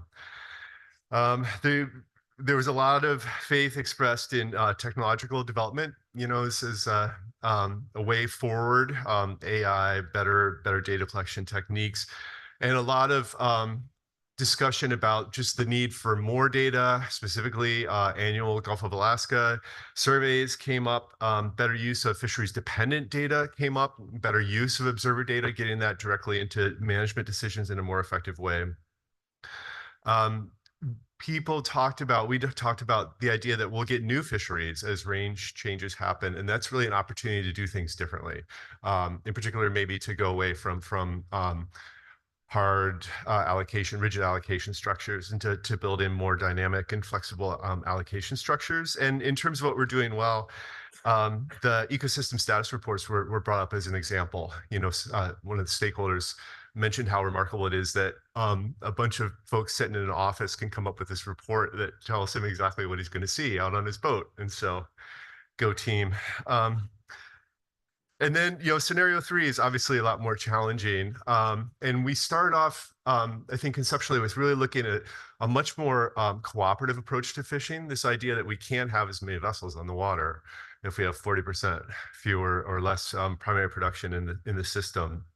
And that led into a conversation on individual quotas and where that's put us. And we definitely talked around sort of both sides of that issue. People who see the rigidity and how that sort of locks people into failing fisheries at times, and then also how that gives us stability at times in terms of expectations. So I think that was fruitful conversation, but you'll all be glad to know we didn't come up with the answer on that one. And then in terms of scenario 3 and all that volatility, there was a lot of discussion about the need to move to dynamic and in-season management in the federal system, and how we just really don't have those tools now, but those are the kinds of things that we're going to need. And then market volatility was a huge issue for us, because markets are just crushing this town right now, and most or all Alaskan fisheries, or many Alaskan fisheries right now. So there's talk about the council being more market responsive and setting tax, and then that really led us into what is EBM? What can the council do? And a great example that came up is we have this huge input of hatchery fish, for good or for ill, into our ecosystems, either from Alaska or from the West Coast. And council has zero control over that, and zero interaction with in particular lower 48 hatchery releases. And so there was a real conversation about the limits to what the council process can do, and also I think a really frank and kind of valuable discussion about the limited capacity of the council. In 5 meetings a year, you can only do so much. And then I think we finally ended up with just a conversation trying to wrap our head around what a 40% less productive ecosystem looks like, and what, how different the species mixes might be, and what that might mean. And again, didn't come up with an answer there. That was about it. Thanks.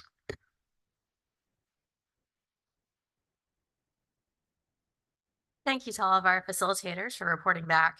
We're rapidly moving into our 4th and final breakout. This will be a bit of a shorter breakout. I know it's getting later in the day and energy is waning a little bit, so we'll keep this a little more concise. Scenario 4 is our most challenging scenario. This is the future in which predictability is very low and climate change impacts are severe. And in addition, management has become very reactive, and we're focusing on kind of a very siloed sector and fleet specific way. So we still have our 6 discussion questions that we've been looking at. I'll just pull those up briefly, but we can also have some other discussions around this scenario. So for example, we can just ask, what does success look like in this most challenging future? We can also ask questions like, how do we avoid this future? Or what are the red flags or signs that we're on the way to a future that we're not very excited about? And if we do find ourselves in this state, how can we move toward a state we think is better?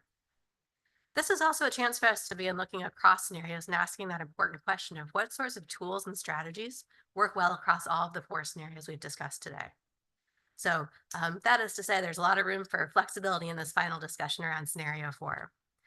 So logistics are the same. We're going to break out using your name tag assignments. Again, virtual folks, you're going to join the breakout group of your choice. Again, we'll be combining the Gulf of Alaska and all regions group.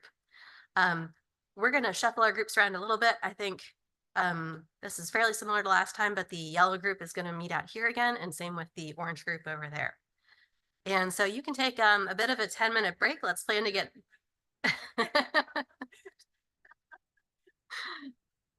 Yes, the room acoustics are a little challenging. So we're going to get started around 2 and wrap up around 3:15. And if you find that your group is just running out of steam, that's okay. You're welcome to break a little early to just be really quiet. So thank you, and go ahead.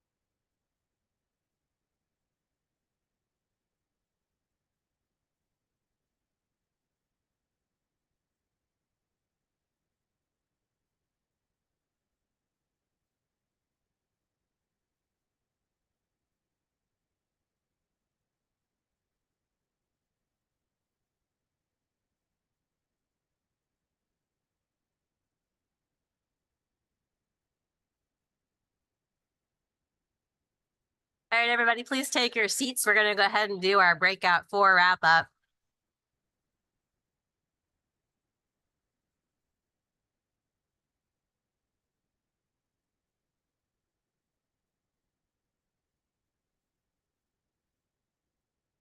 Well, thank you very much for your energy in pulling through breakout 4.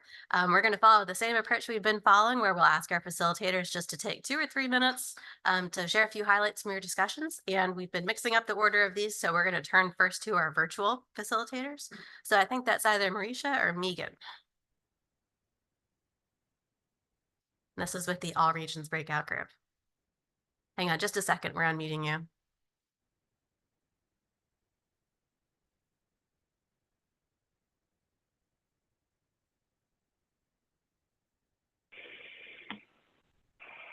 Okay, it's Marisha. Can you hear me okay? Go ahead, you sound good. Oh, okay, thanks. Yeah, so we actually had a really hard time engaging with scenario 4. It was hard to envision and really discuss, but I guess an important comment coming out of that is that it was sort of perceived as potentially not being inherently that different from the present, which, so we already did scenario 1, and then the and then just sort of mentally the desire to potentially not want to take a step back in some of these ways, and so that was difficult to engage with. So we sort of had a conversation sort of prompted by the other question you had, Katie, around, you know, what are sort of these overarching themes that have emerged that you need across all of these scenarios. And so that's what the majority of what we talked about, which was the need for continued need for buffers across all of the scenarios, and how those buffers might be sort of different depending on how you who you are in this, whether you're a scientist or fishermen or fishing communities, how those buffers might be sort of inherently different. And the role of the ESRs right now in terms of providing input into risk tables and sort of providing a buffer in that way, and how maybe in this world of total chaos under scenario 4, that might be a need to sort of strengthen that process. We also talked a lot about innovation, and how there seems to be sort of a difference in the progress on innovation in different spaces in our fishery system.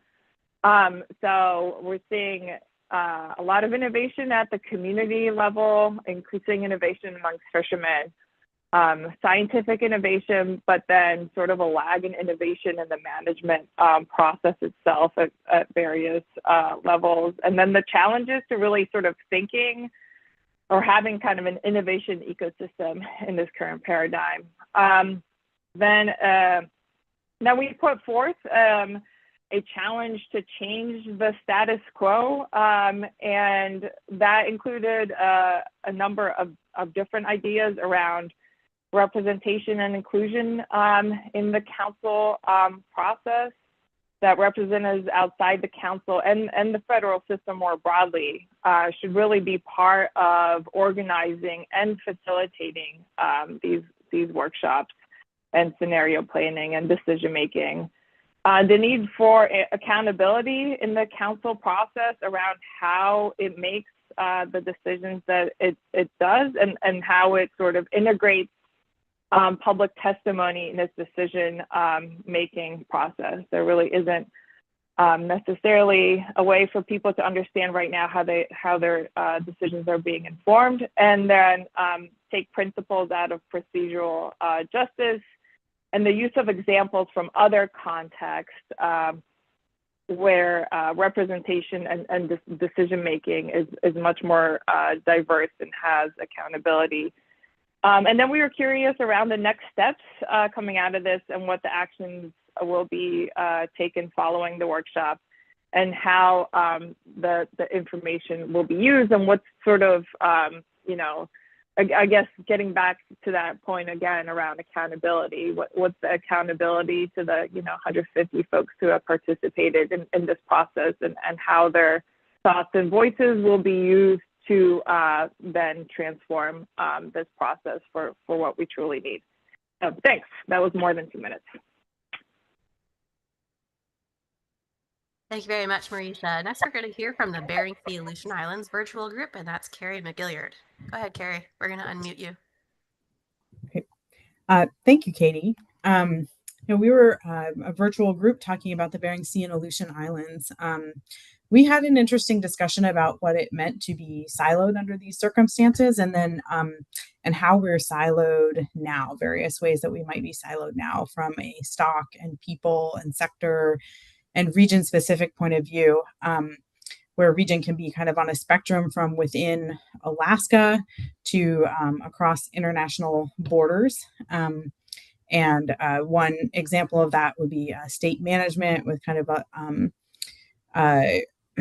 some lacking mechanisms for region to region communication on some issues. But we also talked about our relationship with Russia and trying to collaborate in the context of some of the political issues that are going on, and how that affects our ability to do effective management around climate change, and effective collaboration on science as well. We talked about from a stock specific point of view, we kind of have our definition of stocks, and we are learning more and more about stock structure and movement of species, kind of across borders, like between the Bering Sea and the Gulf of Alaska, or the Northern Bering Sea, and what that effective siloing in that way means. We talked about this being kind of management needing to be reactive, and what that would mean in terms of what the options would be for dealing with effects of climate change. We talked about perhaps having more control over crisis response and adaptations for fleets, and at the community level, if the levers at the larger fisheries management level or legislative level were not really available to us. We talked about a current management tool that we have as the ecosystem cap, and how that might be able to be refined under this pessimistic scenario to be used as a tool, as a management tool, in a different way than sort of just leaving it at the current level. We talked about the potential for moving to kind of a full utilization of catch scenario, as other parts of the world have done. We also talked about the frequent shocks in the system and how that might necessitate more precautionary management to get some level of stabilization. And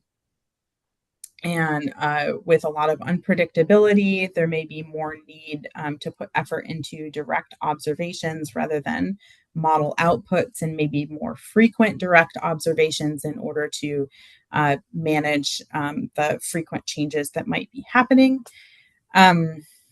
And then we got into a discussion about council bodies and what council body can or could provide climate advice to the council, and what that would look like. And that led to a discussion about how to best utilize our ESRs, and how they're being utilized now, if they're being considered in the tax setting process, or if they're being considered in some other way that is perhaps less measurable. Maybe individuals are taking in that information, maybe communities are using that information to structure how they do things, or companies. And then we kind of ended on a different topic than that, which is a discussion about the difference between inclusion and empowerment. So that's where we went. Thanks so much, Carrie. Next, we're going to hear from the red group, and that's Diana Evans. And just a note before any of our facilitators panic, I made a copy paste error in here. So for green, blue, and purple, we will actually be hearing from Sarah Wise, Katie Paloff, and Rob Surian. So sorry about that.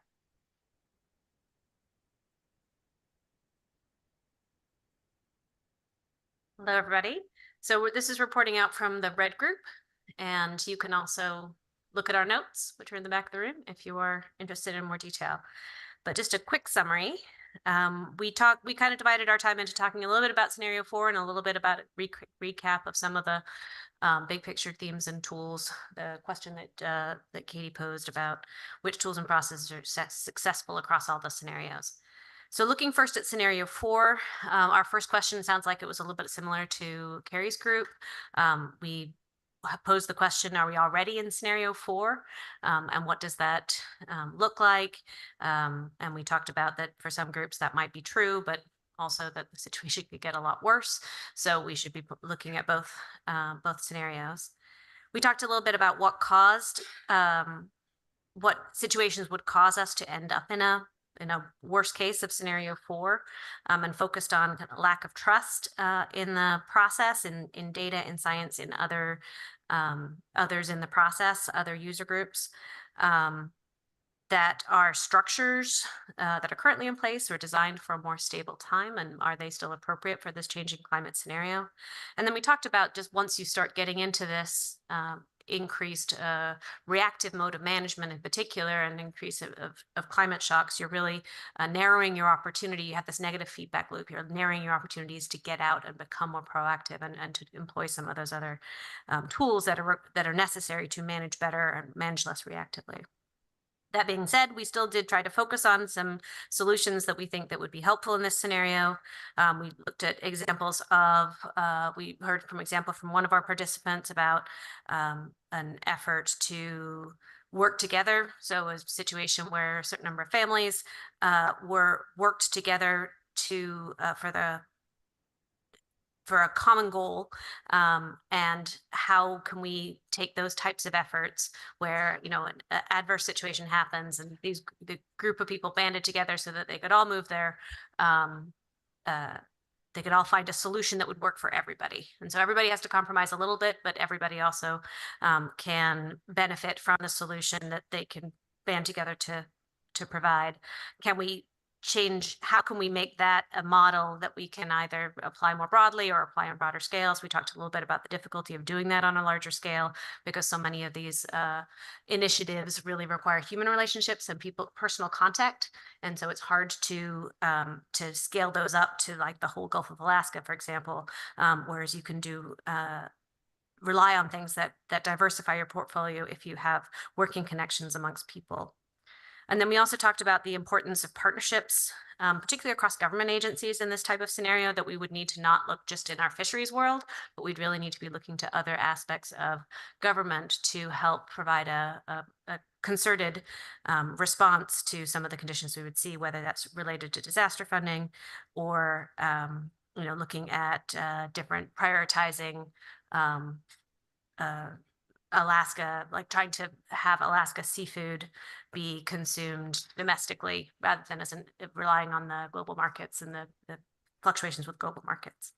We did try to end our doom and gloom discussion a little bit with opportunities, and just noting that in these types of scenarios, people who can innovate, and if we can, as a management structure, encourage innovation, we're going to have more tools available to survive in these types of situations and respond to new species, new fisheries, new markets. And then just briefly, we did, as our recap component, we talked about data and science needs. We had a long conversation about the importance of surveys, starting with the importance of surveys, but expanding that to other data acquisition opportunities, and that we need a more modernized input mechanisms for all the different types of information. That's really come out strongly, at least in all the groups that I've been part of, and I think others as well. Looking at both the data collection and the infrastructure to use that data, both components of that.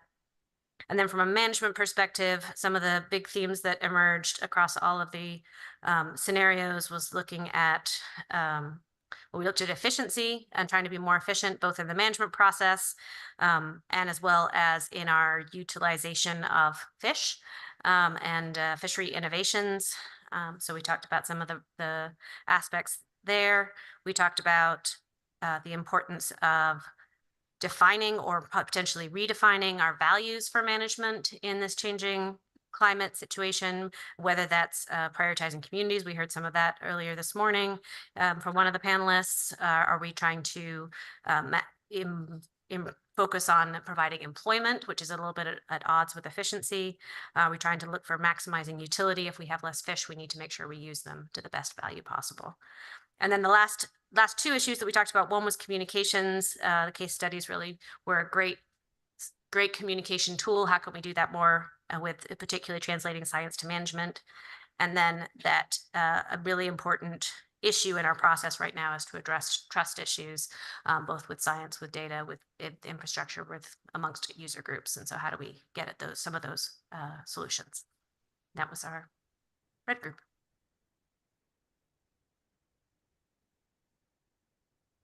Thanks, Diana. And next we have, I think, Dana Hansman with the orange group.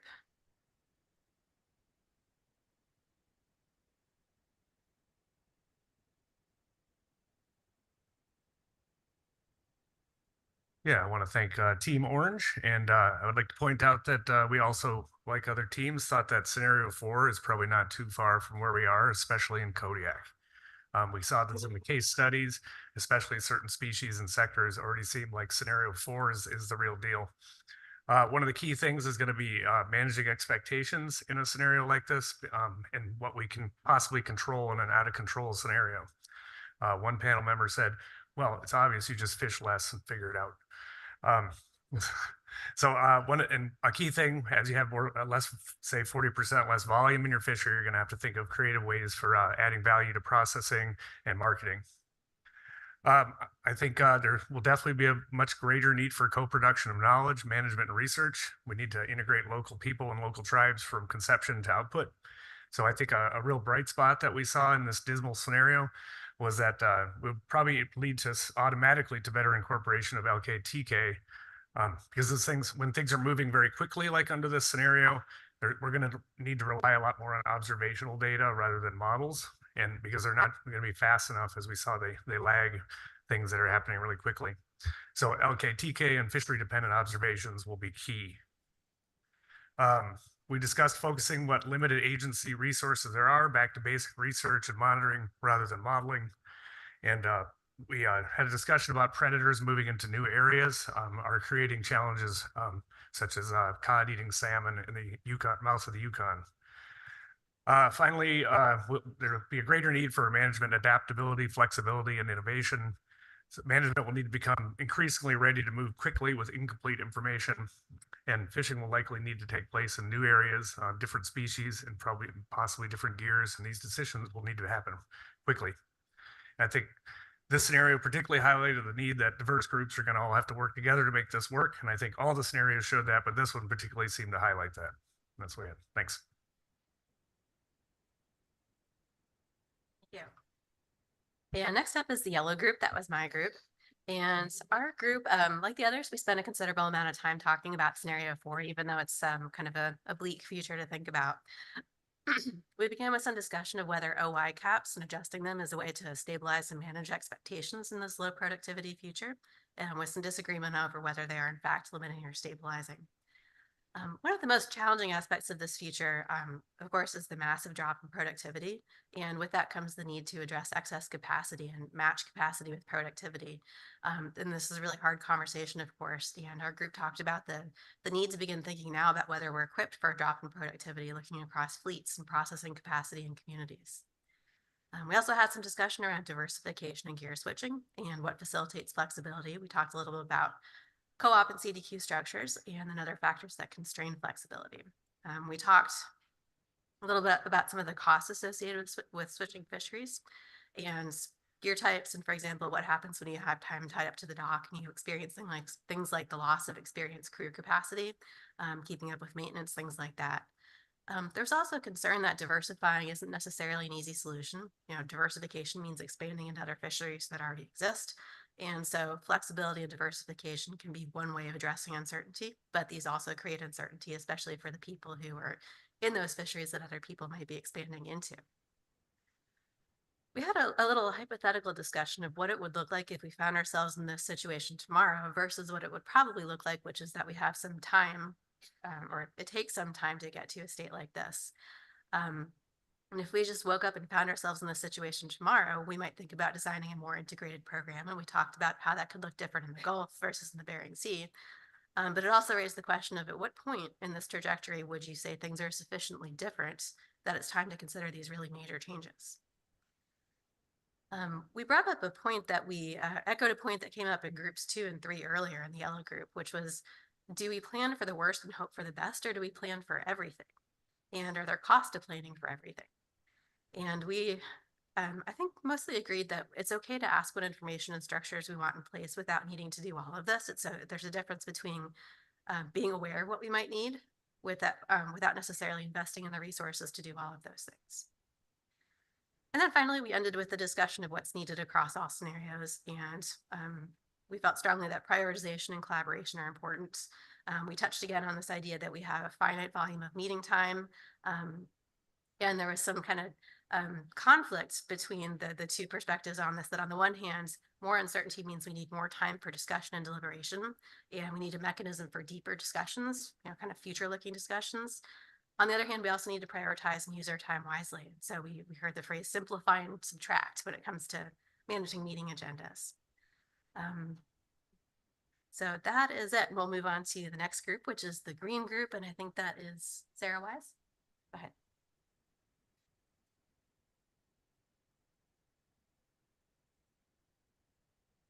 All right, so green group, there was quite a bit of overlap with the other groups, which is both interesting and kind of heartening. So the question about scenario 4 and what does resilience look like in this scenario, it was certainly grim, and I think several people said some portion of what we're doing now still exists, and there's some fisheries operation to some degree. So lots of uncertainty, but and the need for flexibility in order to address this uncertainty. But someone in the group also mentioned the need to balance protections of communities, protections of other fisheries with that flexibility, because some of those sort of rigidities are in place for the protection factor. But it was recognized that this scenario, there's undoubtedly would be the potential for increased conflicts, increased siloing, increased consolidation, and increased inequity. That said, I think the group sort of turned towards the role of mitigation now and strategies that could be put in place and preparation now to avoid facing scenario 3. And that would include upgrading fisheries to reduce the carbon footprint, increasing all coordination efforts now, and start to have or continue to have conversations across sectors, across regions, across fisheries, and to coordinate funding as well as support to elevate those ideas, all of which can be brought together to avoid scenario 4. The need to educate our youth and to increase awareness about the relatively low carbon footprint for this particular protein source. So fisheries as a low carbon protein source, and really bringing awareness to that fact to increase support. And then really the group agreed on 3 kind of basic ideas of what may be needed now, and that would be disaster planning. Not only falls under the purview of council, but of all of us, and the need to develop incentives for fishery sectors, fisheries, et cetera, to develop disaster plans for worst case scenarios or for scenario 4. And then also look to other regions and other examples of what is being done, what can be done to inform some of these disaster plans. Then it was also mentioned that Alaska is really in a great position to take a lead in some of these efforts as well, because it's a data-rich region. And then really evaluate what we already know. And somebody did put a shout out to the Acclimb project, and use that as a way to really know where we are in terms of the data we have collected and we have used, and then maybe using a case study to develop such a disaster plan as one example, so that it's not quite so overwhelming as planning for all, but a very concrete case study. And then really ending with the need for broader collaboration and broader coordination and across all. Thank you, Sarah. Next up is Katie Paloff with the Blue Group. Thank you. We started out with scenario 4, kind of with the kind of idea that the scenario we end up in, especially climate related, really is directly related to our ability as a society to limit our carbon emissions. And that was something that we really did discuss at the beginning of our scenario, just kind of how we do have an ability right now globally to affect where we end up, at least with climate. We kind of focused on some of the red flags and indicators in this type of scenario, and then kind of transition to what could we do for things to work and prevent us from getting there. So some of the red flags really were decreased participation, kind of shrinking of markets, centralized management that might be more fragmented. We really talked a little bit about declining communities and community failures, and kind of increased likelihood in this particular scenario, like the high climate variability of synergistic and interconnected crashes. So maybe not just one stock or fleet, but lots of things happening at the same time, and how our infrastructure would deal with that. And additionally, some of the indicators in the ecosystem, decreases in diversity. We talked a little bit about ecosystem failures.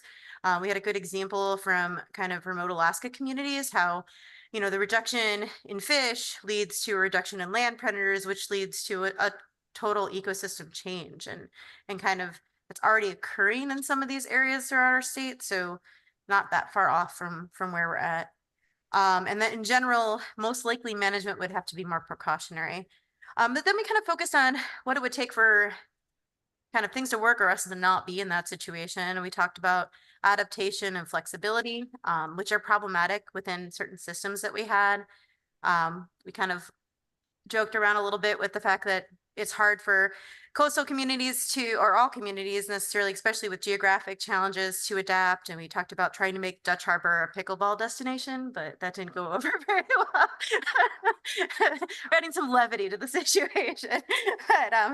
But we also did discuss a little bit about these idea of dynamic framework agreements, which within sectors, within fleets, that might allow for more use of on-the-ground information and within season management if they could be agreed upon beforehand. And then, like other groups talked about, both not only disaster relief, but better emergency response and planning as something that would help us not get into the situation. And there was some talk about, like, right now, a lot of user groups are at a point where they're just barely surviving. And could we, as part of that disaster preventiveness, allow for there to be some transition? So, like, for example, allowing funding for fishing fleets to move to alternative sources of energy for their fuel sources and things like that. And then we really did focus on trust being key to a lot of this. How do we prevent it? How do we have increased communication and inclusivity? How do we build trust between sectors and interdisciplinarily? And just, that's what we need to have shared communication and knowledge about our systems in general. So I want to thank everyone in the Blue Group. That's all I have. Thanks very much. And our last group to report will be the Purple Group, and that is Rob Surian.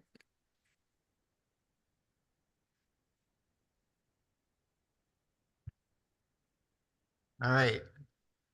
Thanks for sticking in there for this last report. We also had a good discussion. I wasn't quite as successful of bringing the group to a positive, ending it on a positive note, so I'm sorry about that. Sometimes I can be a good cheerleader, but it didn't work so well this time. Okay, we started working through some of the questions that were provided for this this breakout group. what factors might have happened to get us to this state? One of them being was highlighted kind of dysfunctional Congress and unfavorable funding environment. Also, the not having a seamless relationship between the council and other management bodies. So, for example, it was pointed out that the Coast Guard has a seat at the table at each meeting, but maybe there's more that the Coast Guard could bring to the table than what they're doing currently in terms of what they report on. Perhaps we could expand what their involvement and also additional representation for example, USDA for food security. And then also conflicts around the world will, and this won't affect, the local subsistence fisheries as much and harvest, but it does affect the bigger markets where the conflicts around the world leads to migration and people just trying to save their own lives. And that's just going to get worse with climate change in some of these more extreme scenarios. So what would be necessary to maintain sustainable harvests in the future and maintain your way of life? Initially, looking to the future is additional subsidies sooner rather than later that would help an equitable allocation of those subsidies for preparedness in the communities, in the industry, and across all participants. Flexibilities and ability to move from one sector or fishery to another. The management structure is not able to accommodate this. Neither are the processing structures at this time. Political awareness, raising awareness of the importance of seafood as a national resource that was mentioned in some of the other discussions already too. There's certainly some very much similar overlaps to the other groups. Compensated reallocation to rescale the size of the fisheries, for example, in the Bering Sea, and potential federal subsidies for that. So again, the focus on these global markets too are affecting, are causing problems now and will in the future, but also to think that there could be opportunities, or not to exclude the thought that there might be opportunities for product from Alaska that would open up in the global market, depending on how other stocks are doing in other regions. But we do need this dedicated attention to creating an international cooperation. And so examples like the Arctic Council, and to focus on Pacific Ocean countries, and linking all the vulnerable fishing communities to try and to have shared, just like we're discussing, shared experiences and shared values and struggles within our own state, but to have that across the Pacific too.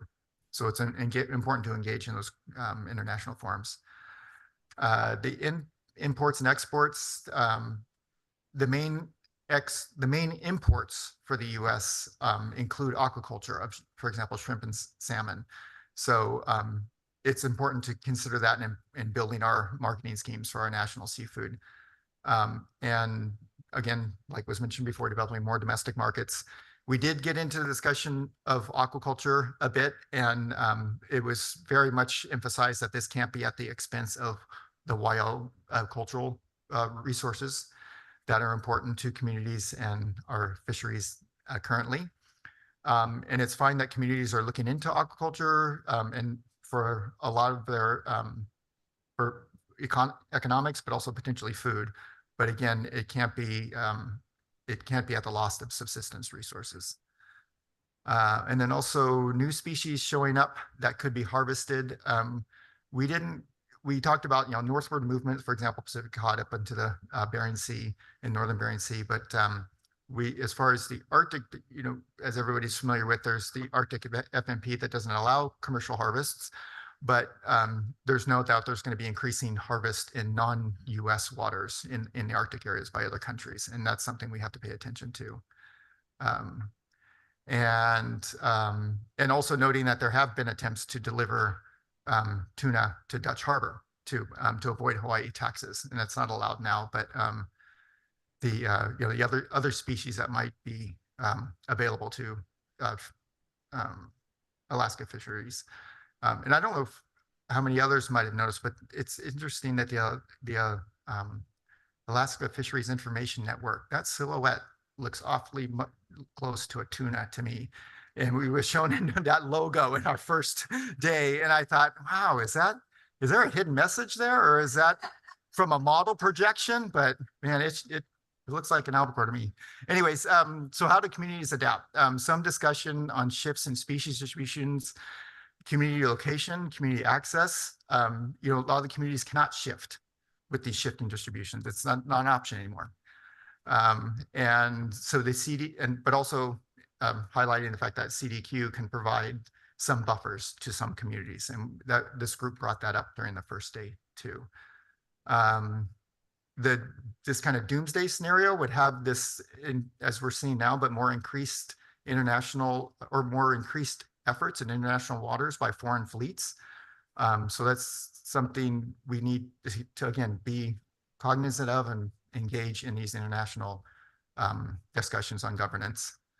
And let's see and that brings to, again, other seats at the table. For example, the State Department, you know, how much more, maybe there should be more engagement with across departments, but also including the State Department and other aspects of the Department of Commerce too.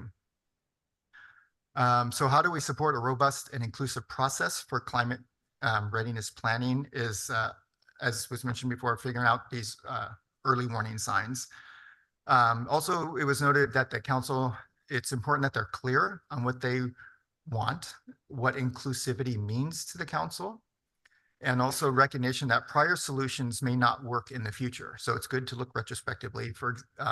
But for example, cat shares put in some stiff boundaries on entering and exiting without compensated reallocation, and they were designed to solve a different problem that we're probably experiencing in the future. Also acknowledging the fact that the council process is very transparent and it's an inclusive process, and that can always, of course, be improved upon. But when there's situations, for example, during COVID, where you have to make rapid decisions, it's a trade-off between rapid decision-making and inclusivity. So that's a bit on a sliding scale that we have to be aware of and pay attention to. Also, acknowledging that the LKATKS protocol could be a template that evolves and should, so that signals that these IPAs will evolve too, and communicating information to Western Alaska communities and salmon users, et cetera. So just in summary for us, and this is very similar to what others are saying, the need for increased relationships and cross connectivity was a point that was made and highlighted in almost every discussion by the Purple Group.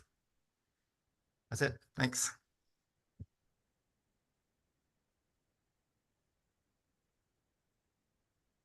Thank you very much. In just a minute, we're going to go to our team of breakout group rovers who have spent lunch and all of breakout 4 trying to synthesize what they heard across breakouts 2 and 3. Before we do that, I just wanted to make sure we had a chance to turn it over to you, to the audience and everybody online, and see if there's anything you'd like to respond to that you heard. And also make sure we've had a chance to talk about these 4 final questions in the agenda. So first is, what are the steps and conversations you'd want the Council of 2024 to have taken? Then what concrete actions do you consider high priorities in the next 1 to 5 years? As well as what helps build confidence in new methods and tools as they become available? And finally, this last question that's also one of our workshop objectives, which is how can the council support a robust, inclusive process for climate readiness planning? I think we've had a lot of discussion around these first 2 bullet points, maybe a little bit less around the second 2. So if anybody wants to weigh in or add any comments or observations, we can take a few minutes for discussion.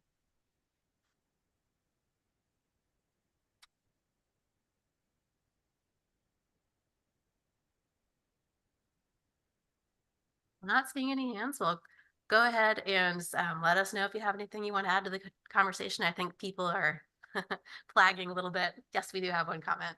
I'll project. All right.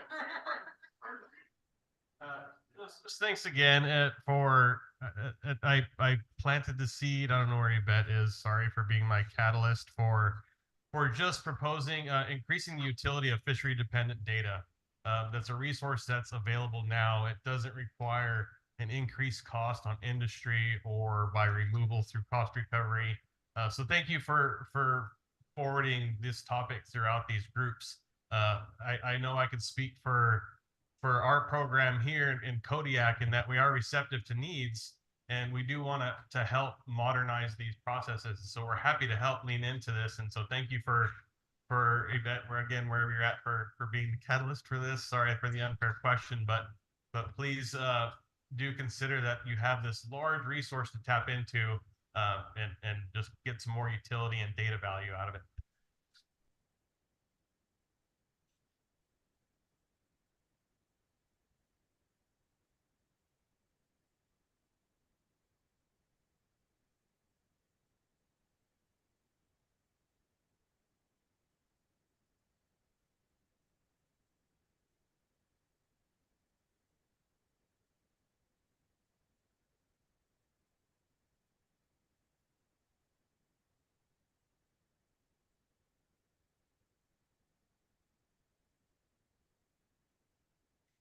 Advocate for with a better mic to push for action on climate change. There's more we can do in our own businesses, but certainly we have a voice that we need to raise to call for climate action.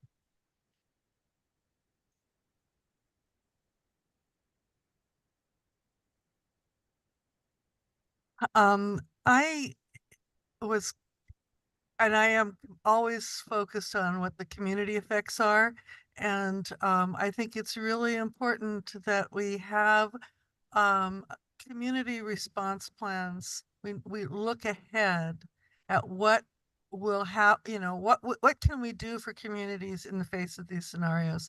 And having gone through the Exxon Valdez disaster, we developed community response plans for this region and I think it's a good template to have us be prepared, and being prepared is probably our most important tool right now. Thank you.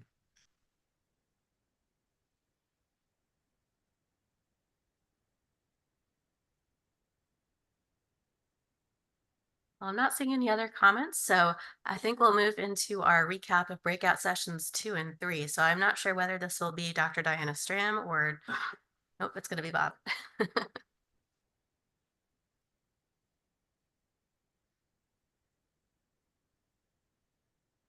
Okay. Team Rover. Apparently. I'll just leave that there. So we're taking a bit of a step back, real quick step back. And what Ann Holloway, Diana Stram, and I did was go back through your readouts. We listened to your readouts, took the highlights, thought about the groups that we were roaming in and having conversations with, and tried to pull out some of the highlights from those first 2 points. And I'll start with attributes of scenario 2, and you'll notice we don't have benefits and challenges of scenario 2. It's a description of scenario 2.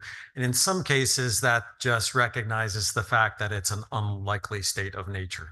And I think we heard that with the readouts from scenario 4, given that for some entities, they're already there. One of the attributes of scenario 2 is inclusivity. Two-way communication, enhanced trust amongst users groups. And I think, a lot of people ask, well, why are we doing scenario 2? It's important to recognize that we did scenario 2 to identify those things that in a perfect world we'd have.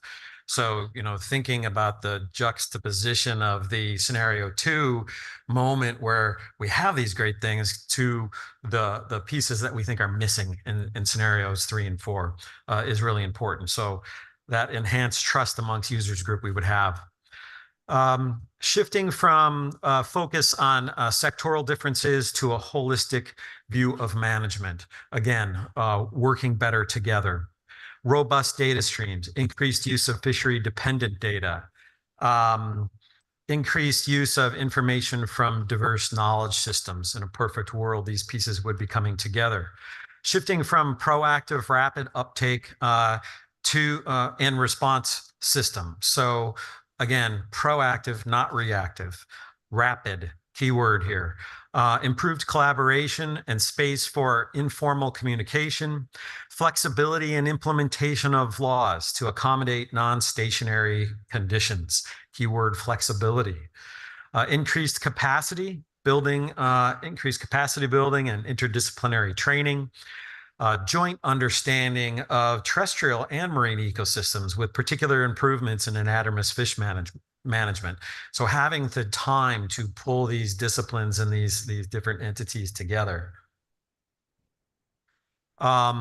Second page, bycatch reduced by technology, having the technology in order to reduce bycatch properly. New off-ramps for fisheries in crisis, such as cross lease quota. So being able to help those that are going to be in crisis with climate change.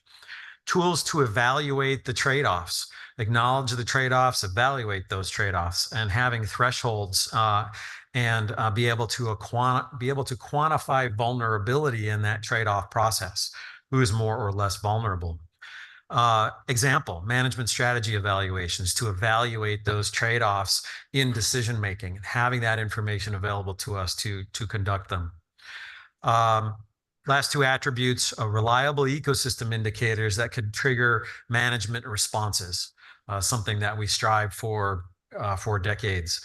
And then lastly, rapid disaster response funding. And we've heard that being an issue quite a bit. So moving on to scenario 3, maybe a little more realistic scenario. You're going to see a lot of overlap between scenario 3 and what we just heard in scenario 4, but maybe a little more positive. So maybe we find ourselves in a space of, some people are in 4, but trying to get back to 3, but there's some benefits that we can take from the scenario 3 output here and apply it sooner rather than later. So these two fit together. So challenges, we go right to challenges with scenario 3. Science may not be able to keep up with the pace of change.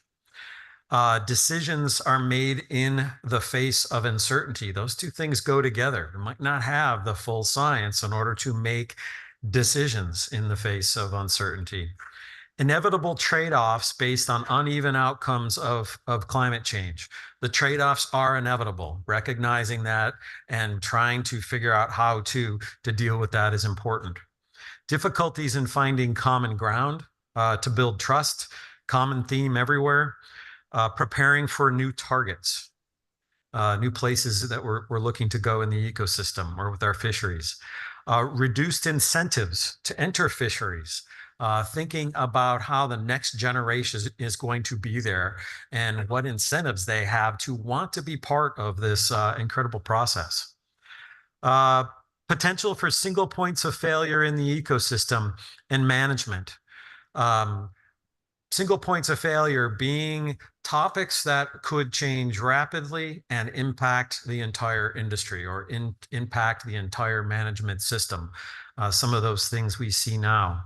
Increased food security concerns, the broader increased for demand for protein from the sea. Increased interest in lower trophic levels. So what you see is increased need, increased requirements, and at the same time, interest in other aspects of the ecosystem that may or may not be beneficial or concomitantly a negative impact in the long run, in the longer run. Increased interest in expanding fisheries into previous unexploited systems. Solutions for the short term or for scenario 3, and these are some short-term solutions. Building more flexibility into the rationalization programs. Utilizing emerging fisheries as test cases for alternatives to rationalization. Can we consider the changes that are happening in a way that's outside the box of where we're at right now? To address graying of the fleet, possibly consider different types of crew shares. Again, acknowledging the importance of the next generation.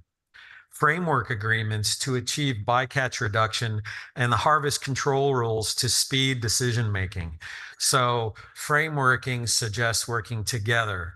The end result is increased speed of providing some of these tools for the decision makers. New marketing approaches, increased fresh fish marketing locally. Again, we heard that as well as some of these others in scenario 4. Critical that we find these other options. scaled buffers to the level of uncertainty. So precautionary management, but precautionary management with a way to index it so that it's clear how we're going about doing it.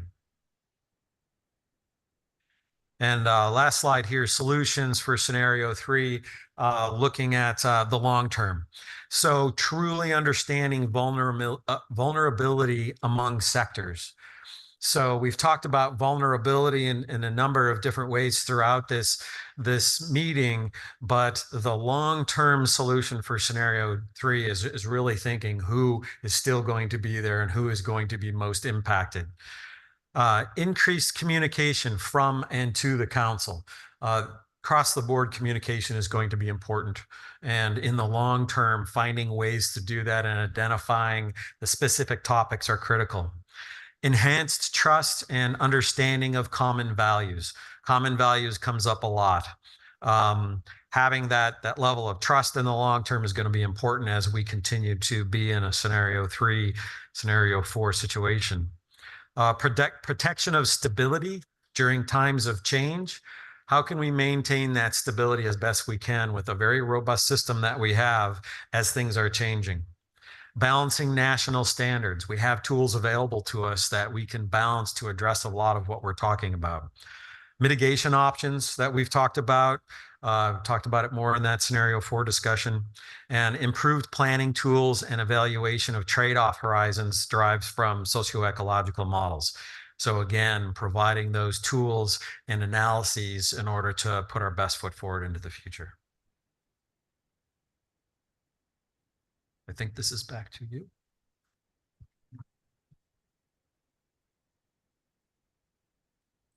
Thank you. And I'm not sure if we're going to have a similar recap of breakout 4. Nope. That's okay. Thank you all. This is really heavy lifting to try to synthesize things in almost real time. And you really did a great job of helping to extract the main themes and concrete steps and help us think about both the long and the short term. So thank you guys so much for your help. So I'm just going to share a few quick reminders about what comes next. Again, I mentioned yesterday that we're going to have a Google form that's open starting tomorrow through the end of June. This is the way that all of you can share your additional ideas and reflections. So we've talked a lot over the last 2 days. And if you have, thoughts or other ideas you want to see reflected in the workshop report, maybe things come up over dinner tonight, you can use this to share your ideas. We won't publish these comments, but we will incorporate them into the final summary. I will be doing a post-workshop preliminary report during staff tasking for both the AP and council meetings. So the AP staff tasking will be on Sunday and council will be on Wednesday. Oh, I'm sorry, just let me circle back to that Google form. All of you who registered for the workshop in advance, we do have your email. If you're concerned that you didn't register, just want to make sure that you get that direct link to the Google form. You can see our admin staff and we'll just have a quick email sign up. And of course, that link to the Google form will be on the e-agenda and the council website as well. So going back to next steps, the workshop report, as I mentioned, will be ready in September. And then October is our council discussion of next steps. And again, this is the chance to kind of put it all together and make sure that the council and you, the public, have the chance to take stock of all the ideas that we've discussed over the 2 days.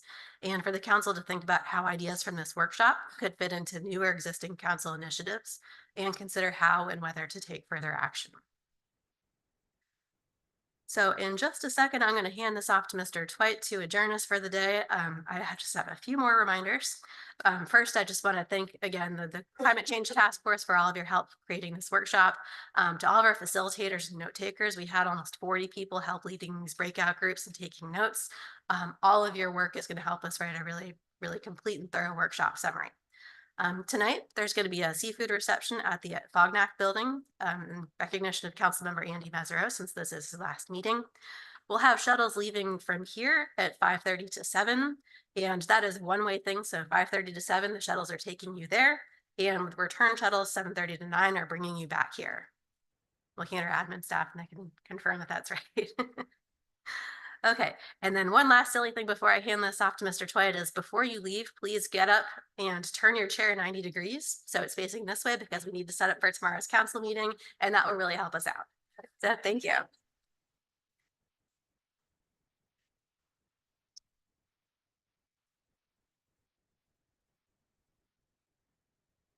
Thanks, Katie.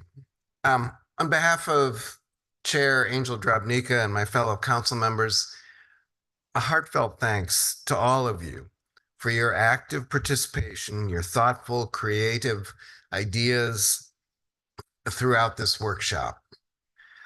The conversations in the big room, in the breakout sessions, and in the hallways have been rich, collaborative, and open. You've collectively provided a really strong start for this critical next step in the council's journey towards EBFM and towards climate resilient fisheries. So much great material to sort through over the summer. Please rest assured that your ideas will be resonating throughout the next steps of the process. As Katie mentioned, it took an amazing team of council staff, truly an all-hands effort from council staff, NIMF staff, and SSC, including one notable emeritus. A lot of advanced planning, long days of preparation, and a lot of intense focus yesterday and today. I'd like to ask all the team members to stand up at this point so that we can recognize and thank you. All of you. Come on, more in the back. Council admin staff. There's still, no, don't sit down yet until everybody's up.